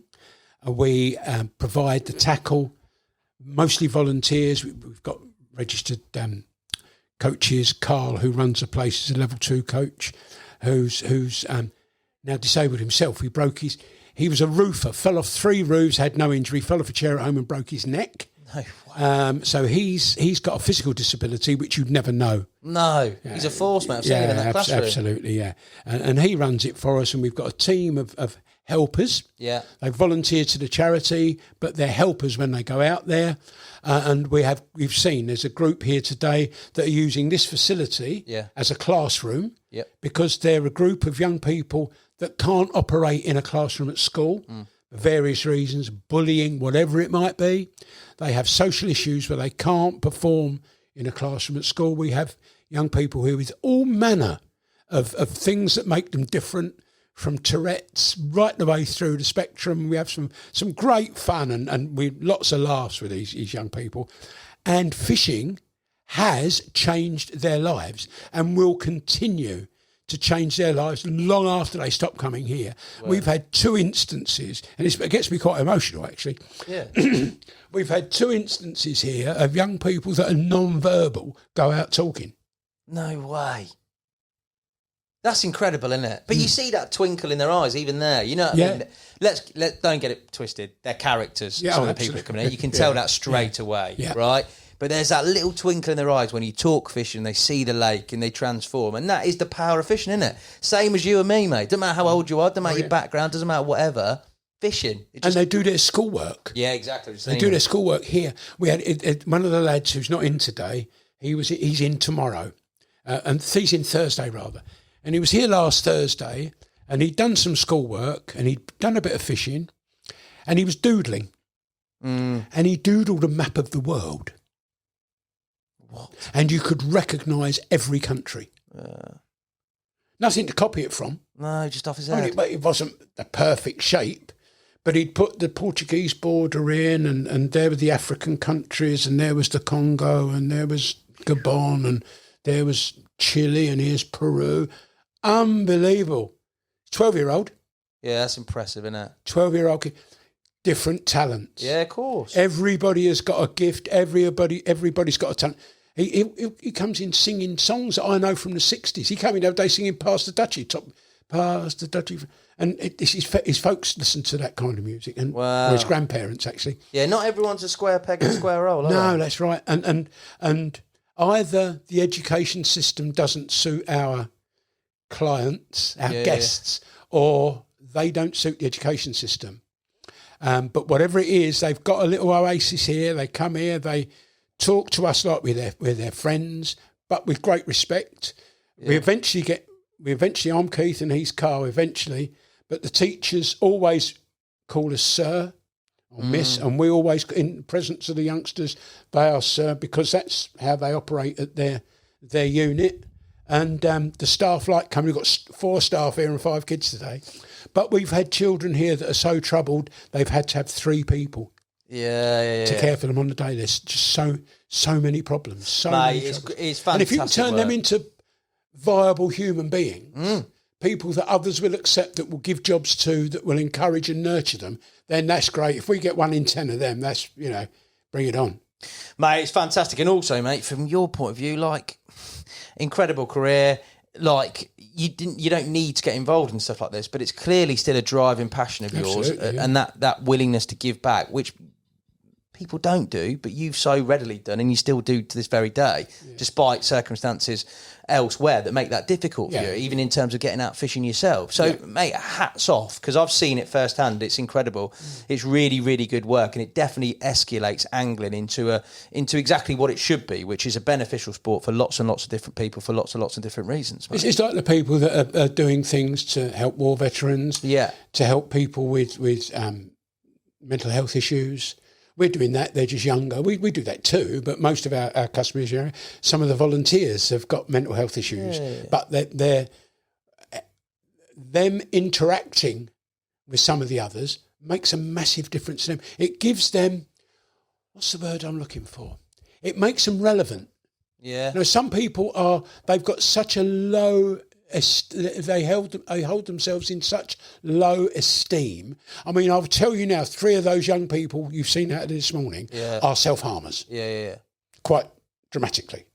They don't hear. No. They're fine here. They don't during term time. Yeah. Because they've got this safe net. Yeah. They can talk to us. Obviously, we don't engage in any kind of things that aren't involved with fishing. No. We can't and won't get involved in anything like that. But they give themselves self-worth through knowing that we're here for them, that those ponds are there for them, the fish are going to be silly enough to bite their maggot. And some of it's not all boys, it's boys and girls, and a couple of the girls, you've seen a couple of girls this one, one of them is definitely going to be an angler. Is an angler, and she is definitely going to be a proper angler in years to come, because she took it like a duck to water. Yeah. No problem unhooking fish, putting maggots on, using a disgorger. She doesn't want to go and catch carp. She likes catching one of our small ones. She lives in the place. Yeah. but she's fantastic, and she's got big problems in her life. Yeah. The power of sport, mate. Fabulous. If anybody wants to get involved, help, maybe volunteer, maybe they've got tackle, I don't know, whatever it is that you guys accept and do. Information-wise, where can it go? hello@ghof.org.uk. hello@HELLO @ghof.org.uk. There is a phone number. I'm not going to give the phone number out because it doesn't stop ringing anyway. But that gives us, we can then read what the question is. Always, if you send an email, where you are is very handy. If you're donating tackle, if you're offering your services, anything, want to give us money, anything. Just I'm Sid Smith. I come from Brixton. I want to know how I can volunteer. That's great. If it's someone who's from Bath, then volunteering isn't possible because they're a long way from there. I want to start a project. I can get funding from my local authority because we don't have any money. The charities aren't allowed to make profits, so we don't have any cash in the bank, so to speak. Everything that comes in goes out again, as it has to. Our wages are minimal. We employ, I think, 7 people who are on as little as it's possible to pay someone and still be legal and value their services. But there's no one earns big money, I'll tell you, and she won't thank me for saying it, but Sarah's been our CEO for quite a long time. She's had 1 rise. Yeah. And that wasn't enough. Yeah. But it's important work, as you say. It makes a massive difference. And, she loves it. And that's the key. Yeah. We all do it because we like it. Yeah. Peter, you saw out there, he's one of our volunteers. He's irregular. He's got little issues, but he's fine. Absolutely fine. Yeah, it's good. No, it's great work. And, mate, it's, not only has it been a privilege to be here and see all that, but it has certainly been a privilege and some sort of surreal childhood dream to sit next to Keith Harper in a studio. If maybe this wasn't the studio I was thinking. Yeah. If only it was in the bothy, eh? Hey, imagine. You were too young, mate. I'd be done, mate, wouldn't I? That'd be me done. Too young. Forget carp fishing, forget everything. I'll be at the pinnacle here, mate. No, honestly, thank you so much for your time. Before I let you go, though, Keith, I've got 10 quickfire questions. That's the way that I end every podcast. I don't have quickfire answers. That's the problem. I'll try. Start them all with do, did, not how, why, where. No, you carry on. You're all right with these, but I'll be succinct. You're sharper than me, so you've got these. Which would you rather take gold in? World champs match fishing, world champs carp match fishing. Match fishing, obviously. Oh, you don't want that. A £30 roach, single fish. £30 a big roach. Make a £3 roach. Make it 3. A £3 roach, or enough bites to total £3 of roach. Oh, £30 roach or 3, yeah. Got a £3 roach as a fish of a lifetime. I've caught £30 a roach a few times. Yeah. So yeah, I'd like to catch a £3 roach from the tidal Thames because I have seen one. I've seen a photo of a £3. Didn't believe they existed. They're unicorns with 2 humps. I mean, they're like a unicorn crossed with a camel. They are very, very, very rare. But I've seen a photo of one. I knew I'd bring the specimen hunter out of you, mate. £3 roach. Forget the £30 bag. Yeah. 3 celebrities you'd take fishing, past or present. Blimey. That's a tough one. You've seen a few celebrities in your time. I would like to take Neil deGrasse Tyson. Right. I would like to take Stephen Fry. What a mind. And Neil deGrasse Tyson. Yeah. And I would like to take... Oh, blimey, this is a tough one. I've been fishing with Clapton. Eric Clapton. Yeah, don't mind a bit of music. Jackson Brown. And I'd have a sing-song with Jackson Brown on the bank. I like that. We do music. For Every Man, or Fountain of Sorrow, we do on the bank. Bit of music thrown in for good measure. I like that. No, good answers. I like my music, mate. I've got most eclectic taste. Anyway, carry on. Classic Nash question here. It's music-based. Yeah. Drum and bass or country and western? Oh, country and western, mate. Drum and bass, what's that? It's headache. Proper. I like headache in earphones, that is. One angler to catch a carp to save your life. Terry. Oh, yeah, good bet. Terry the Tench. We haven't referenced this, but you have got your own podcast, Strange Boat, haven't you, mate? Yeah. I've seen it. Who's your dream podcast guest? That is one of my questions. Blimey O'Reilly. Yeah. It would be a woman. Oh, go on. I'm trying to think of... Oh, it's so difficult. Blimey, I'm going to hang on to that. Give me the next one. I'll give you the next one. Yeah. Best piece of advice you've been given? I was once sat in a magazine and I said, don't tread in that. Best piece of advice. Try and say yes to everybody. All right, I like that. Try and never say no. Try yes or maybe. Never, ever get rid of something first think. Like that? Take it away. Say, I've always, well, you're here. I've always tried to say yes to people. Like that. Done me all right. Yeah, you've done very well. Apart from this, you said yes to this, mate, and I've punished you for 2 hours. Your proudest moment today? Tough ones, aren't they? Quite deep. Yeah, in fishing, Winning John Smith's was good. I've got the photo of that. Yeah, winning the John Smith's was pretty good. I wonder which haven with the barbel, which is a bit lucky. I drew a good peg on the John Smith's, but I didn't mess it up. I was in good company. I was Stu Conroy next to me, who's a lovely man. I really like him.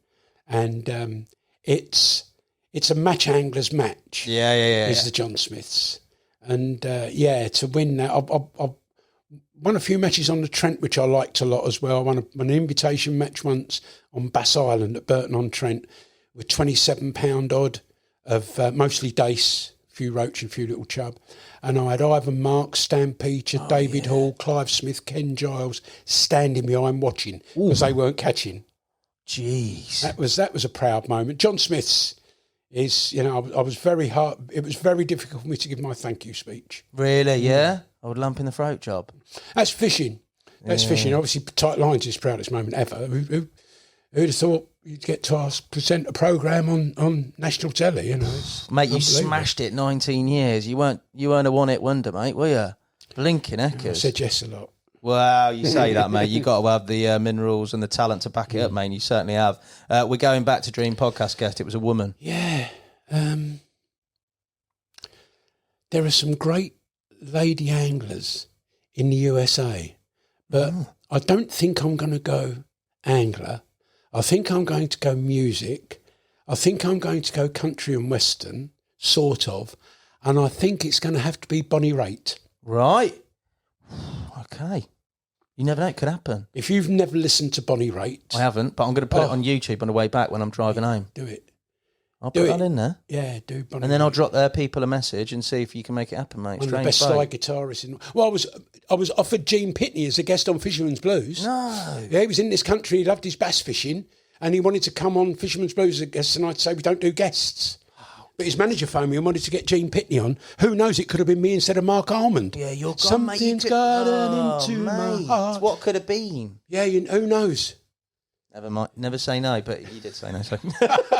Right, last question. Yeah. One day to go fishing. I've given you it. Where'd you go?